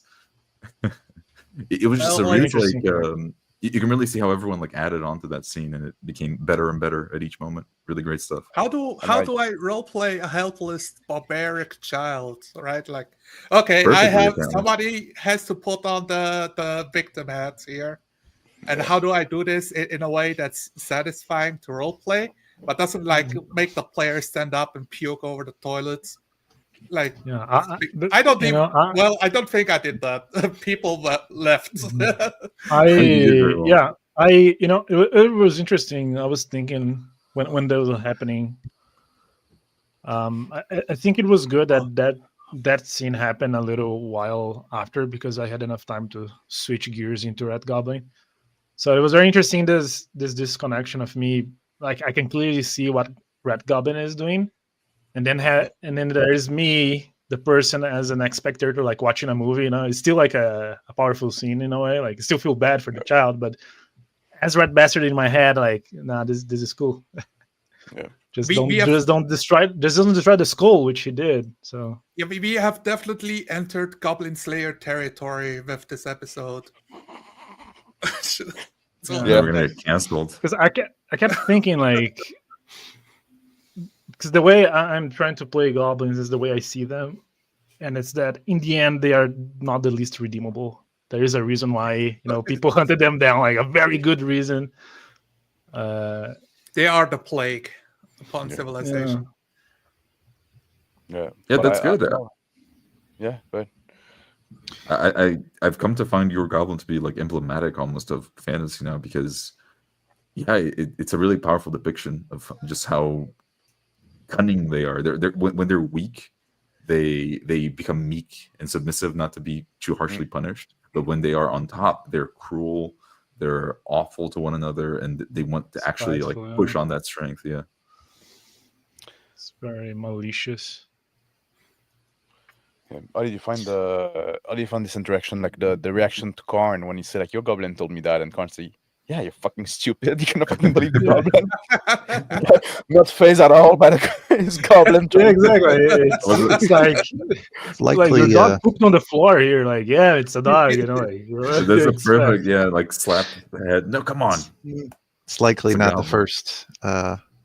first time he's plotted against him. Yeah. No. I still find it funny though, because I still remember last time you said I can only trust you and that bastard. So in a way, he still thinks like, yeah, it's gonna like do a mostly unharmful. No, that's not the word. Yeah, Like harmless. yeah, mostly harmless betrayal. He's goblin. Like, He's mostly harmless. yeah. And like you can like trust him to act as a goblin, right? You can Yeah. in a sense. gonna You can say- expect. It's not that it's not so much trust so much as he understands you and can predict. Predictability. Yeah. Predictable. Yeah. He will lie, he will scheme, and he will slink The- away.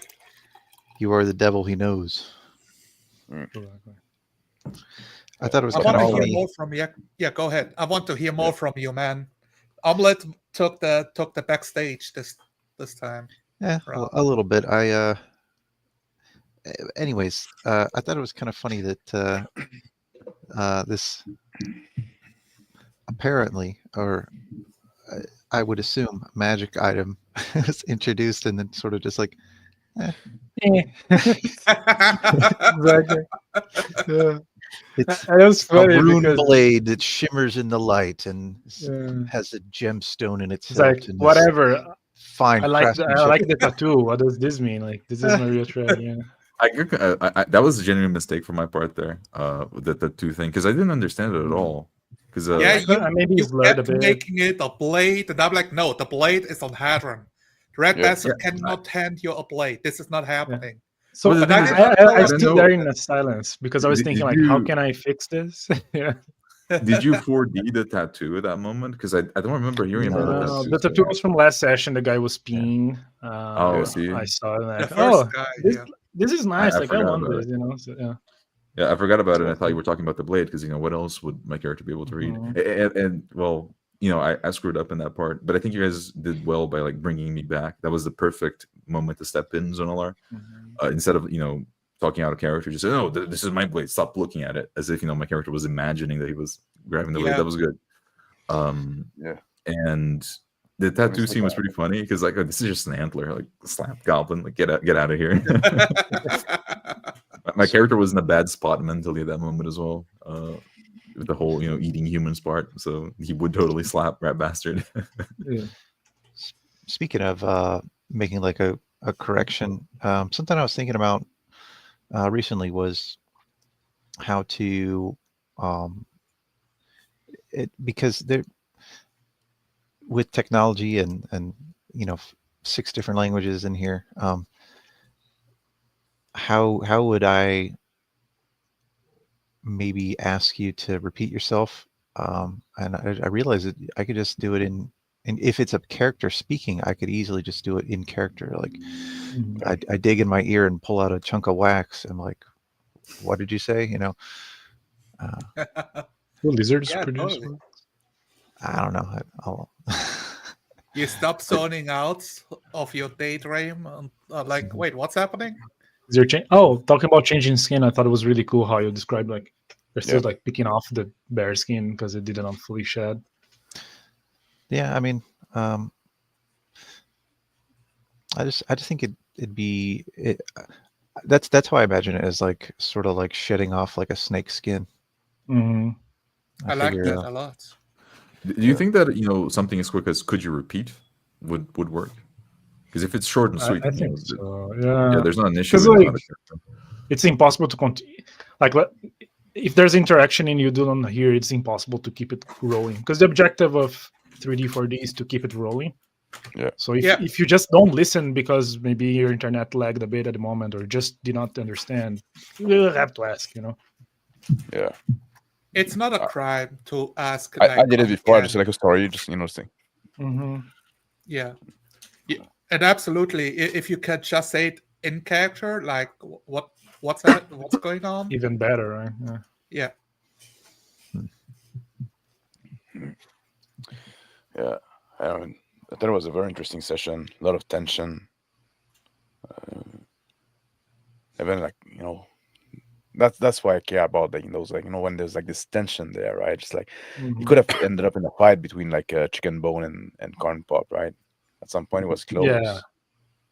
Mhm. Yeah. It was very close, yeah. Yeah. Yeah, Rat Bastard wanted to see like someone fight and die there, you know, but didn't have. And he Yeah, got I was distracted by his trophy being destroyed. I was definitely prepared for, or preparing myself for like what PvP might erupt, Yeah. because shit, I mean, it was I think that between Greenhorn and Karn, between Chicken Bones and Karn, between Rat Bastard and Karn. Thus far, I'm the only one that hasn't Wait a invoked minute. his wrath. And No. my character is the problem, right? All right. Yeah. He's manipulating everyone. Yeah. It's so funny. There seems to be a common factor, yeah. I can't put my finger on it, but yes. Yeah. Was I like doing too much like Yes. Game Master DMPC with Hadron? Did I just become a fifth player? No, I think Like, it was it fine. a bad I thing? think it's quite the opposite, actually. I think I wanted to He see more of fixed the Adrian. Yeah. background. I was bringing Hadron up. I wanted to talk about him not showing up to the fight, and I love how you had him like fight someone off screen. But Yeah.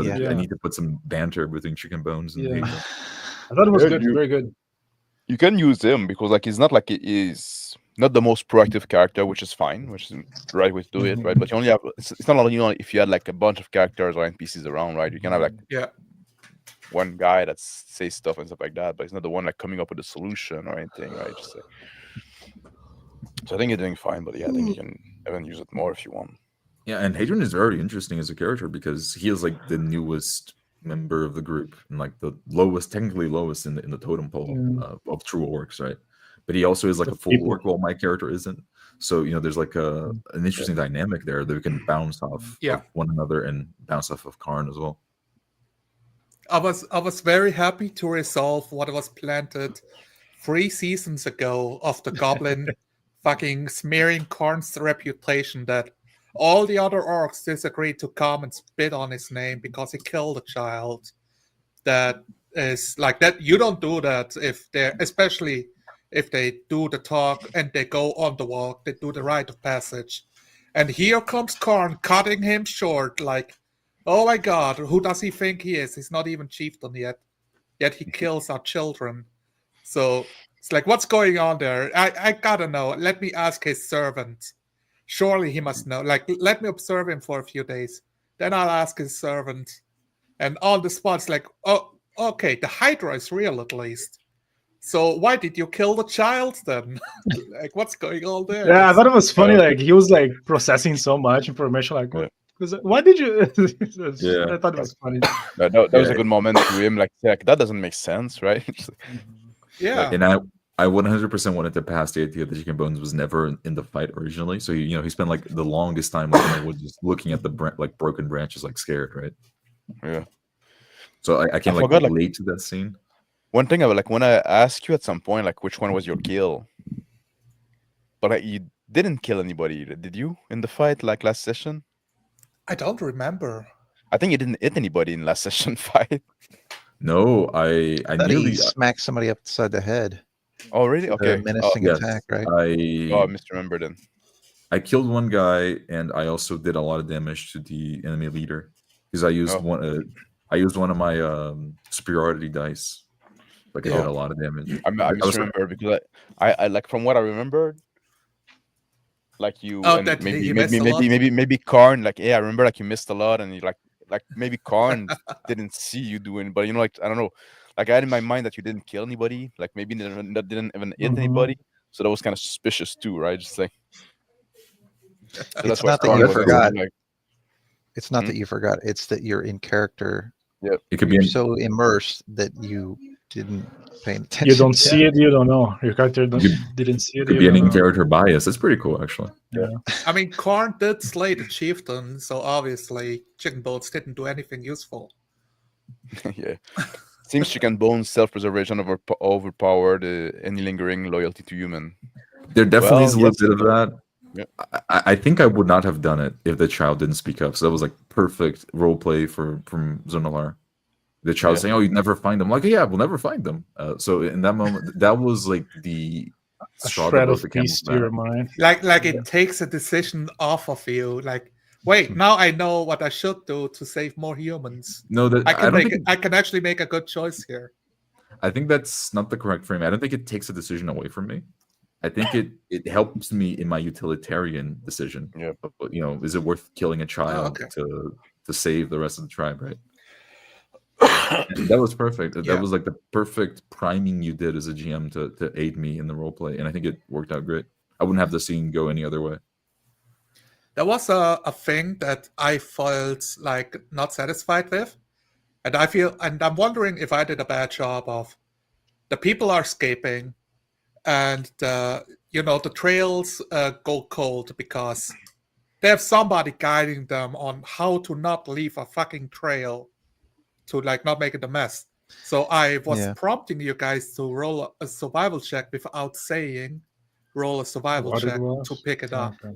I I was took that confused. as- I thought that was like you hinting at that magic user was using pass without trace or something to that Druidic effect. magic. I actually thought of Pass Without Trace as well. Yeah, I just assumed it was pass without trace, and you were telling us, Yeah, I mean- hey, that like there's magically no footprints, and you're not gonna be able to.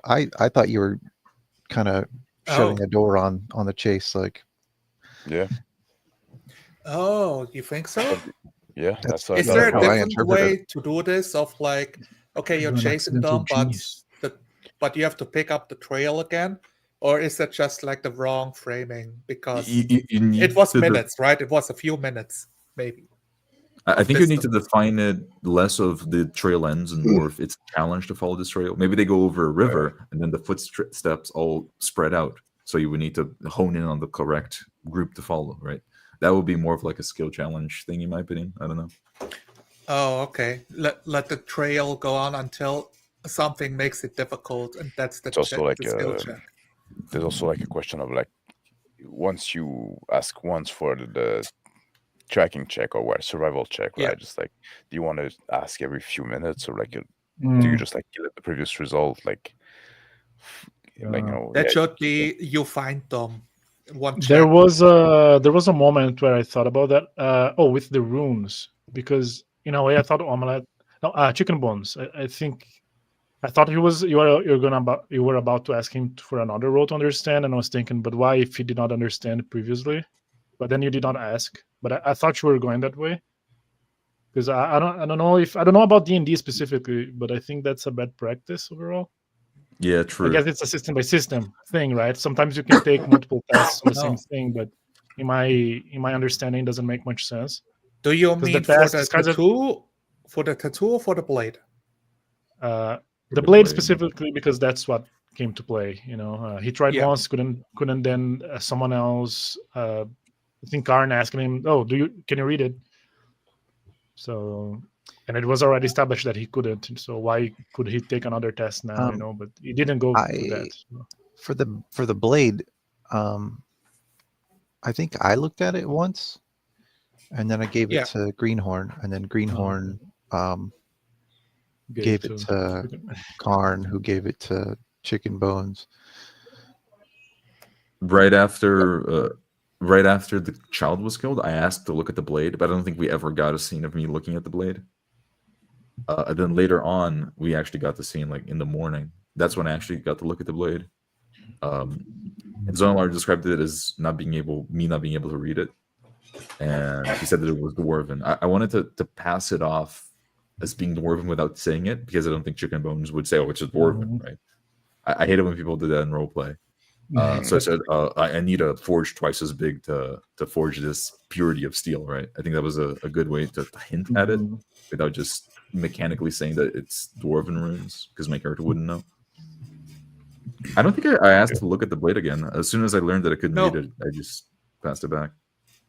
And I did not want to describe the blade 3 times, right? So I described it at Omelette, and then with Kaharn Pa'up, I was like, I wanted to showcase, like, it's light, it's super cool, but you had the blade and you said it's too long, you gave it back.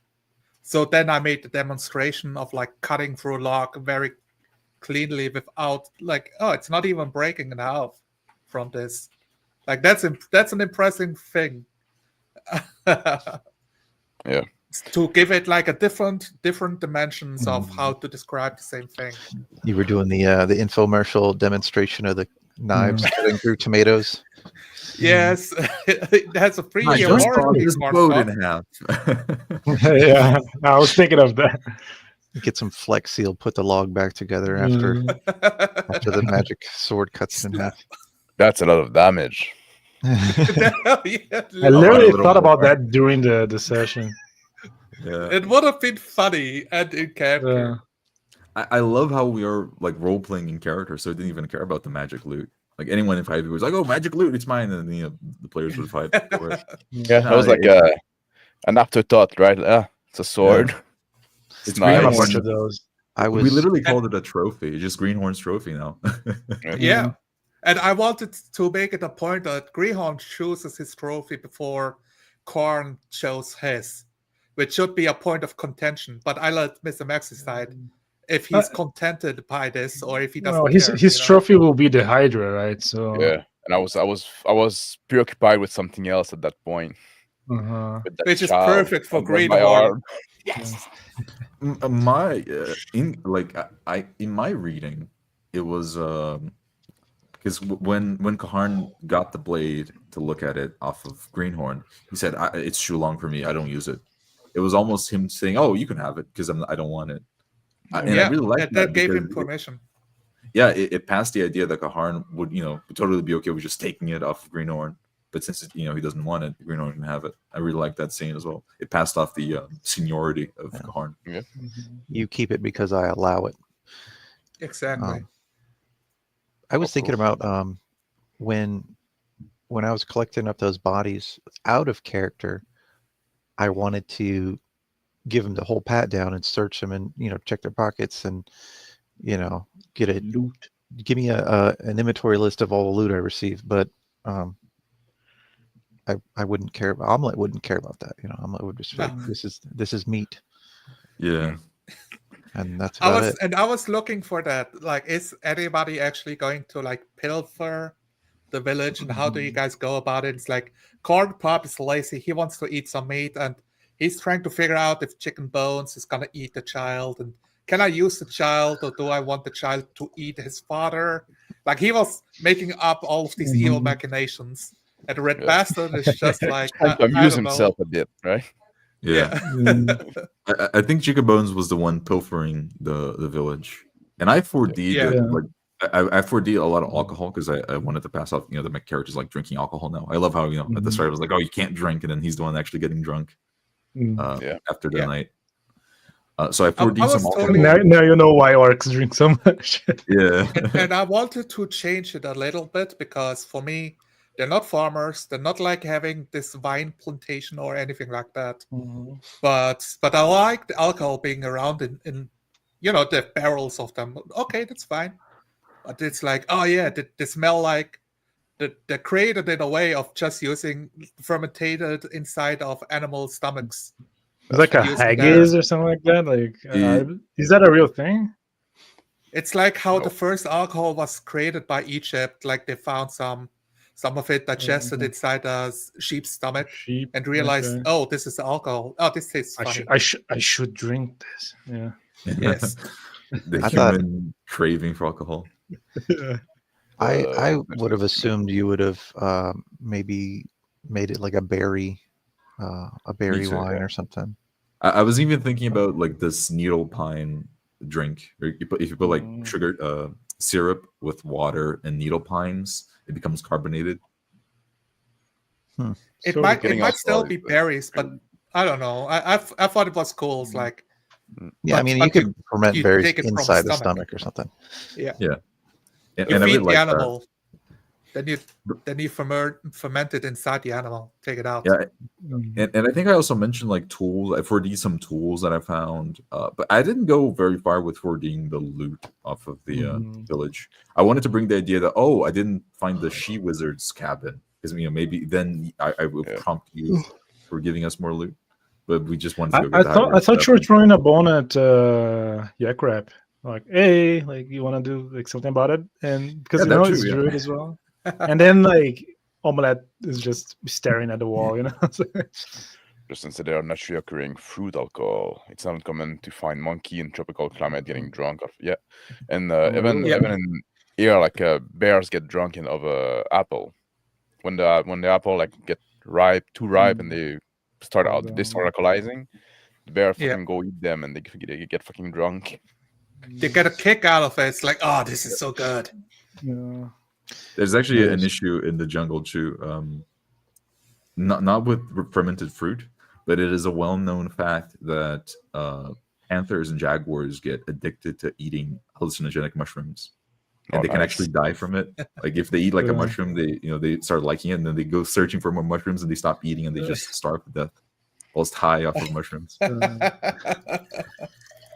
They go on a crazy Fantastic. trip, man. A Yeah. jungle trip. Cat eye on.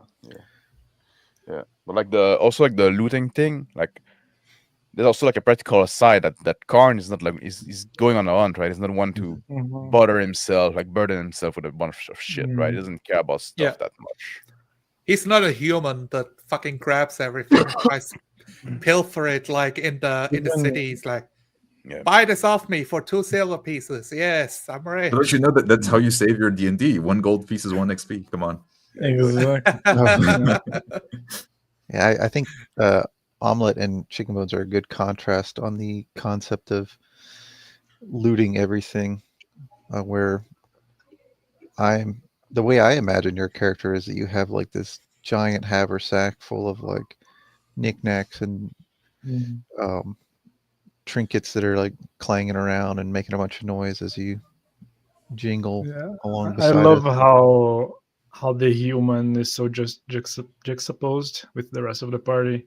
Like the human part, it really like every time Chicken Buns like he does anything, you can see like he stands apart. Like He's the one in heavy armor, like clinking around. yeah. That's true. The way he talks, like there's some word you choose, to express. This was also the best interrogation scene I've ever done, like of player characters asking an NPC for stuff without feeling it like a sitcom, like good cop, bad cop, or let me just ask you 20 questions, but actually making the scene come alive. And you ask one question, then you're like, nah, he's useless. Like, give him a break, or you don't probe for more with Chicken Bones, stuff like that. I liked it a lot. It felt very dynamic. It's not wanting to win the encounter, right?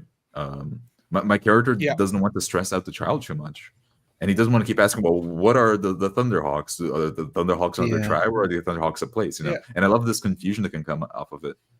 Is it with a hyphen or Is it hyphen? How do you spell that again? The one thing that I will say about that is with the side conversation between the child and Chicken Bones being in common, I wasn't 100% certain which bits of information were relayed back to us in Orcish, and which bits of information were not. I maybe maybe I just wasn't listening well enough, or maybe I missed it. But yeah, there's a little bit of a grayness to I what assume that information. Chicken Bone like he said something like, oh, and I say that in Orcish, right? And he was like very, very abridged. So I just think like that's it. Like it's not like everything Really, I else. thought Exactly. I didn't. I Yeah. made sure. I made sure That's to probably why I always missed say it. in Orcish or in Common. I actually said very little in Orc. I give you guys very little Yeah. information. Yeah, exactly. I think there was. And I think that's there what- was at least one time where you said, "I relate that back," or something like that. Yeah. You Yeah, didn't. it was for like a very short thing. I remember that. Yeah. I kept wanting to roleplay Red Bastard, like trying to understand something or trying to like learn a word or two, like trying to mimic back, but I had no cue to like repeat back a random word. But I was struggling to do that, you know. I don't know if I pushed too far on like I understood the shaman, because I thought like No, maybe I that's a love shared that. word. I found this you know? awesome. Like it was so. That was perfect. evocative. Yeah. Because language itself is something that is indeed like that. You can find common words in there, and I love how you say it, shaman. I said she wizard. It's pretty interesting. Speaking of instead of explicitly saying all of the words that were in the previous conversation, and just instead saying, "I relay that back to the group," or whatever. I think there was also an instance, Zonalar, where you were role playing as a child, and you said something to the effect of like, he pleads for his life and Yeah. makes a case for how he's useful and stuff. So you weren't in the character's voice saying, "Please don't kill me." You said he pleads for his life. So I was wondering It's how you guys feel universal about that. language. You watch that, and it doesn't matter which language he Right? speaks. Yeah. It's everybody can read somebody begging for his life to not get snuffed out. Yeah. I mean, it was the whole scene was pretty easy to read. You got it like this giant orc behind with the sword. Also, like at some point, I was not trying to fucking trauma role play, like get too much into it. Fully expect you to cry on camera next time. Otherwise, you're not role playing it right. Are you getting too uncomfortable sometime? Are we pushing you too much on a lot?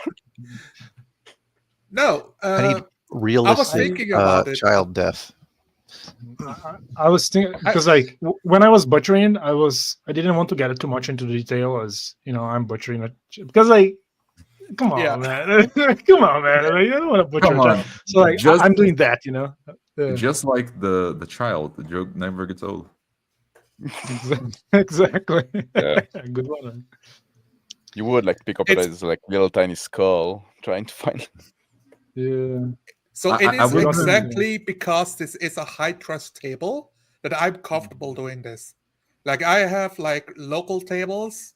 I think we could have those scenes, but I feel like, this player has too much fun describing incredibly evil You're doing scenes. too much. Because he likes to watch the other players squirm at the table. Yeah. And not because he likes to role play out that his character is an evil bastard. I want to see the other players at the table squirm. But because it's high trust, we have the same goal, so I'm okay delving into those scenes. I think that there was a little bit of that for me when it comes to crushing the skull, but I thought it was appropriate because it was like a very brutal scene. Up to that point, it was thematically brutal, and I wanted to pass off the brutality. It's not like as well. It's not like gratuitous, right? It's not like there's there's like we established that some of us at least are pretty bad guy, right? Just like a bad guy. It's not like a cheesy horror slasher movie where blood is everywhere. We cut off people's brains. Yeah. I was thinking like on the moment, like, would it break the tension if Red Bastard gets frustrated, or because I was thinking like, or will it add the idea like this for them, this is just another day, like killing each other. Like, Yeah. That like was you perfect. ruined my thing, man. I didn't worry about the skull and like breaking it because I wanted to pass off the brutality of that scene, right? Because the brutality is mostly like psychological, like in the characters' minds. But so I think it needed like a great like release of like killing the child. So I described it in a deeper way, right? Like my fingernails I going under the clavicle and like holding him down as like I crush his skull. So I that think was it very was good. was enough to visualize what was happening, even if you don't need to explain like the brain opening and chunks flying. Like I can do that on my own. But what I'm saying is, Power I was of afraid. imagination. Yeah, imagine a child being killed. Just I was disappointed that you didn't immediately butcher the kid and eat it. I was about to, You did. because you skipped the scene. But I was about to be more explicit. Like, here it is, your kebab. Like your child kebab. Like, have a bite. I was about to use the word kebab too, but we don't get to that. I'm sorry, but I felt very appropriate with, this is an awesome thematic ending for Chicken Bones. Let's move on with the village scene, guys. We want to get out of this village at some point. But so it was not I'm disrupted, glad or was it the school part? No, I thought it was because as soon as he said that he was holding the kid down and had the hammer raised up, I was like, he's gonna smash this dude's skull. Rat Bastard's gonna be so upset. Like I already connected it before you said it. So like if you didn't say it, I would have been disappointed. And also like I find also like even though you say like don't smash the skull, but it still went and smash the skull, right? Like, and I find for me that was like Chicken Bone trying to give the kid a quick death, right? Because like like you would have said that to Omelette, oh, don't smash the skull, or to Kaharn Pa'up and say, all right, and I would kill a child in a way that it would have been more painful, slower, whatever. It doesn't care, right? Just like I stab him, hang him up by the skull doesn't- hamstrings, let him bleed out over several hours alive. Yeah, and his skull doesn't become a trinket. There's that aspect as well, right? Yeah. So you don't get a defile a corpse and carry it around as a trophy. It's a constant reminder how horrible Chicken Bones is and the atrocities he's done at this day. It had so much meaning in it, which makes I was about to get a new podro, man. You destroyed my food. Like, it was a perfect size. Yeah. A new cut piece. Yeah, we had a disappointing lack of dicks this episode. Yeah. No 0 out of 10, I'm afraid. Look, if you guys wanted to eat a dick at the campfire scene, you had all chances. What can I Here's do? your corn dog, mate. Yeah. Here's your knob, Kaharn Pa'up. I think we compensated with the child abuse. I think Yes. Do you know that image of Joe Biden with together? Like handing you a popsicle? Hazing the green skin and the half orc by giving them the little giblets and genitals and stuff. For all the mothers that watch this episode, why did you watch this episode? I'm sorry. First of all, it's pretty cool that you're a mother and you're watching this. Like you're an interesting person. Let me know in the comments if this is you. I don't think that happened.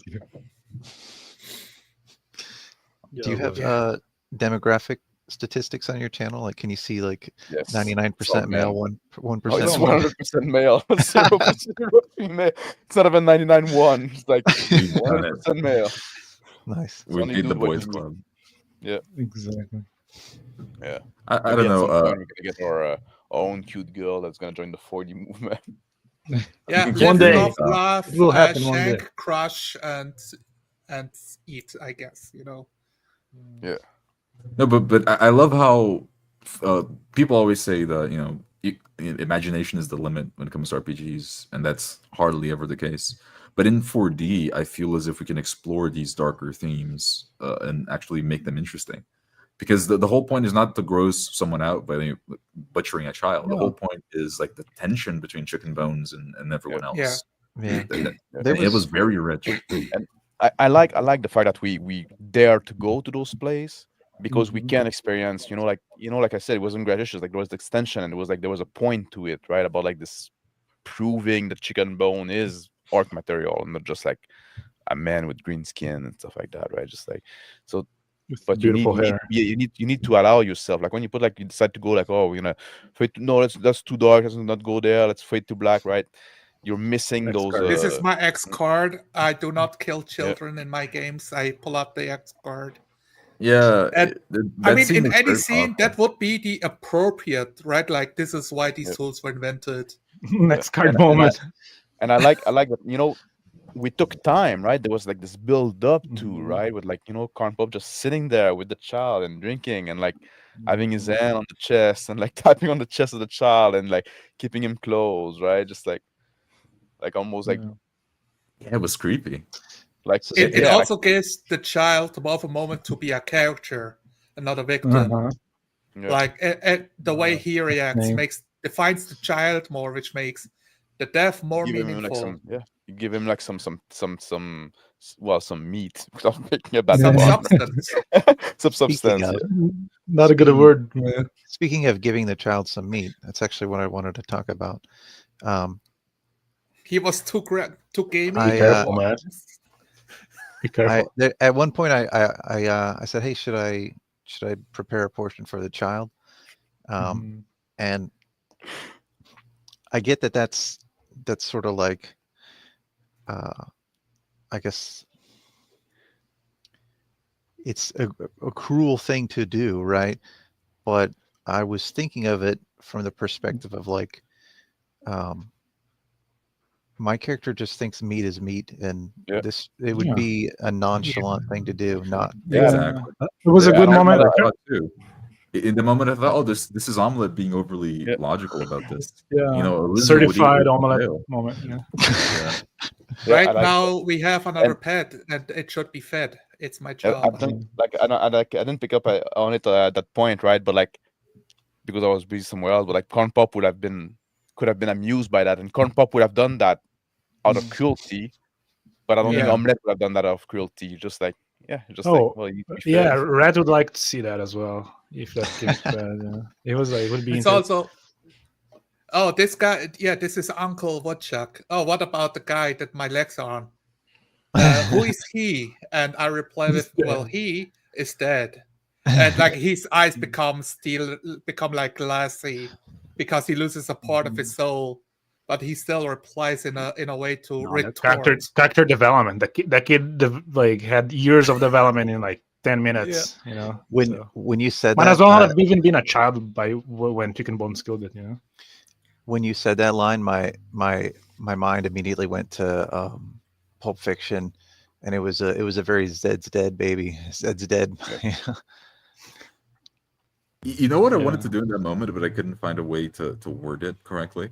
I wanted to say, "Oh, he is dead," as in like the word in common "dead," which would be a different word in Orcish, right? But there is like no easy way to explain that in character, so I didn't go for it. Okay. Wait, So to I just explain what? Like So- you give us the word for dead in common as In if it was a common. name. As if it was a name, yeah. But there's like no easy way to explain it in character, right? Exactly. And I don't want to step That- out of character, so Exactly. Yeah, That's that what I it was with means- mouthing the words too. It might just mean a mord in Orcish, you know. Yeah. Yeah. yeah. yeah, If we establish that like Orcish is like German, Toad. if we establish that Orcish is kind of like German, then I maybe would have gone there. It was Obviously, it is. Detoden. well, they It are is. barbarians. Exactly. Swedish And is Elfish and Dwarven is. I do want to Scottish. mention that I think it's pretty neat how when we decide to play this game, we do not set to let's do something cinematic or let's do like this. You know, there's no planning on that. The only premise is Yes. let's play monsters characters, and that naturally these very memorable scenes they happen. Like even the comedy scenes, they are very natural. They happen naturally, and they're actually funny because they are spontaneous, as well as these dramatic scenes and the tension scenes, which I think is another good point for 4D, right? Because a lot of people think they want to have the cinematic experience first, and they forget to roleplay first. There was a thing Mr. Max mentioned, like, oh, like did he push me too far? And now I'm thinking back is when I decided one of the children got lost and he's hiding, and that's how you guys can pick up and like find the rest of the tribe to use him, depending on how you guys want to play it. I was thinking, yeah, it was him and his little sister, or or it's a woman. And I was thinking, no, I'm not putting a child woman there because Kaharn Pa'up might Yeah. actually want to rape them, which I'm not okay with playing out. So I was like, well, does it need to be a woman? Like, no, it's not needed for the scene. It can be a young boy. Yeah. And Good it will call. it will get the job done in every way still.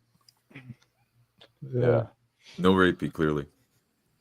But like it's also this thing, right, about like defining the rest of the tribe. Like I always try to play Kaharn Pa'up with like he got one idea that comes to his head, and now he focus on that for the moment, and then this idea is gonna be chased by something else, right? So now he was like worried about like having Chicken Bone prove himself that he's like more orc than human, right? Just so yeah, chasing the tribe and stuff like that. That's fine, but now there's something else I want to do right now, right? Just like at some point, like it definitely feels that way because it's like, hey, we're doing this thing, and we're gonna go do it.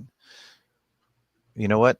Actually, we're gonna go do a different thing, and right now we're changing gears. We're doing a different thing, and you know what? Actually, we're gonna go back to the first thing that we were doing. It's so beautiful. It's like a banality of evil and shows a short-sightedness to orc society that they cannot plan like a day ahead of themselves. That's why they cannot achieve any great thing, right? Just like they're always like chasing what they want to do now, right? Just like scatterbrained. That's why Red Bastard has to lead his master to success because he can't think for himself. It's all up to him. And if he's successful, then Red Bastard will rise in stations amongst the goblins. Maybe. Well, dude, I loved watching the like parallel goblin society scene. That was so good. It's like, oh, my master can be your master. Like, it's so funny. Yeah. Well, at the same time, he's playing against and with, So how I want to know more, Red Bastard. Like, how did you feel about two orcs talking about you and how they will punish you for lying? And as it gets unfolded, what was going through your head in that moment? Like, he was getting some distance, so if needed, he could like run away and he had a head start. But I feel like goblins, it's like when it comes to orcs, they have a freeze reaction because that's what keeps them alive. So like it's worth to get a beating and still being within society. I think running away is like the last option, So like maybe like what will happen. So is he gonna if he's gonna chop off your head, you will run. But if that's not on the menu, it's fine. Because by the end of the day, even though the goblins are slaves, like food is still put on the table, and like it's less for them to worry because the ones fighting and dying are still the orcs. So it is bad, but I like that. I'm sorry. I got such a kick out of describing just moving threateningly towards Red Bastard because I'm going for the backhand, bitch slapping you. Mr. Max is like, no, don't kill my pet, and I'm like, I just want to teach him some manners, I love that. I wanted to chop off this ear. I was thinking like when the Yakuza used to mess up and they would chop off the finger, right? Yeah. Like I thought like it might maybe like and because like Nicholas was talking about his long floppy ear dropping to his shoulder, that might be something you see in orc civilization, like goblin with part of the ear like chopped off and stuff like that, right? Absolutely. Just like then they screwed up, right? And you got three strikes, you're out, I guess. I don't think I understood how the ear was cut. Did it go down like longitudinally? I was confused too, right? Because at first was like, it was a bit off. Or was it like just a slice to make a scar? I was very unsure about it. It's supposed to be because you can take an ear, and I had an incredible moment of kindness deciding, no, he has to be able to hear the enemies for you. So he only sliced into it a few inches. So the like ear should be attached. But then Omelette described it that the tip of the ear is missing now. I thought it was like just a tiny, like removing the lobe. Like it won't affect your hearing, but no, it's the tip of the ear. Your tip of the ear that's cut. Your ear, like sized. Yeah, it's like a block now. Yeah. Yeah, I will update the character image. MS Paint erase the. Exactly. Omelette is like, oh god, your whole ear is gone. Well, I can't do much about that. Red Bastard is like, no! Wait, no, that's not what the scene was. Yeah, and now the Hydra shows up. Mental state very bad. Yeah. Yeah. I was curious how Korn was going to react to the Greenhorn attacking Rat Bastard. I wasn't sure if it was going to be a situation of like, no, that's my property. I decide how he gets punished. I'm very interested to see like how Omelette would react, because I think Omelette has like this double loyalty. So like, how I would don't think he? he has If Korn was like, "Don't touch my goblin or I'll fuck you up," then I think Omelette would be, ready to pounce on the Greenhorn. But he's always going to be looking to Korn for like a cue of how to respond to the situation. Korn treats you quite well. True reptile. That bastard. Yeah. Yeah. Well, he could be worse. I'm just saying, Rat Bastard could be more treacherous. He's quite nice for a goblin. It showed so much dynamic. Like every character was more than the sum of its parts in that moment. The orc wasn't just an orc, and the owner of the pet shows kindness. Like he's trading an ear for his life, while satisfying the young orc, while also rectifying that you have lied. Mm-hmm. And the goblin is like, I'm not running away here because I still need the master. If you're alone in the woods as a goblin, you're gonna get fucked up by the next thing you come across. Most likely, can you even return to the village? Not really. Exactly. Or maybe you can. You're an outcast. Like, he could survive alone in the woods, but like, it's still more comfortable to be within work encampment. Also, like then you would, yeah, exactly. You would return back to the orc village on your own. You would have some question to answer. Exactly. Probably people like wouldn't look too kind of you coming back alone, right? Just like, well, you should help your master. Yeah, and are the goblins really going to like do a solid for you and let you recover for a week without anybody noticing? No. Exactly. The goblins are even more ruthless with their own kind. Yeah. I thought the ear was a really appropriate target too. Punishment, yeah. More so because it's a goblin. If it was like anything else, and it'd be punishment for lying, maybe a tongue, but for a goblin, an ear definitely. The finger, good. The tongue, yeah, and stuff like that, or branding. But we didn't have a forge nearby, so I left that. The big L on the forehead for liar. I cast heat metal. Oh my god. Not enough brand RP, I'm afraid. All right. Any last words? No, I think it's good to wrap it up now. Yeah. Everybody's good. All right. Great session. Thank you for everybody. Yeah, good session. Very interesting session. Like that's the kind of session like I get something I like in that, right? Yeah. I agree, but it sounds wrong. Yeah. So thank you for everybody that joined us live. Thank you for people that come here to play with me.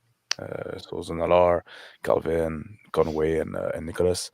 Thank you all, and thank you for the people that watch live, or people that are gonna watch on the replay. Sorry also for my throat being bad. I've been sick. Your orc voice. Yeah, it's not just me like trying to sound like an orc. It's just like that's how I sound right now. All right, and we'll be back in 2 weeks, I guess, unless something happens. Fortnite. Yeah, in a fortnight. Take care, guys. Bye. Take care. Bye.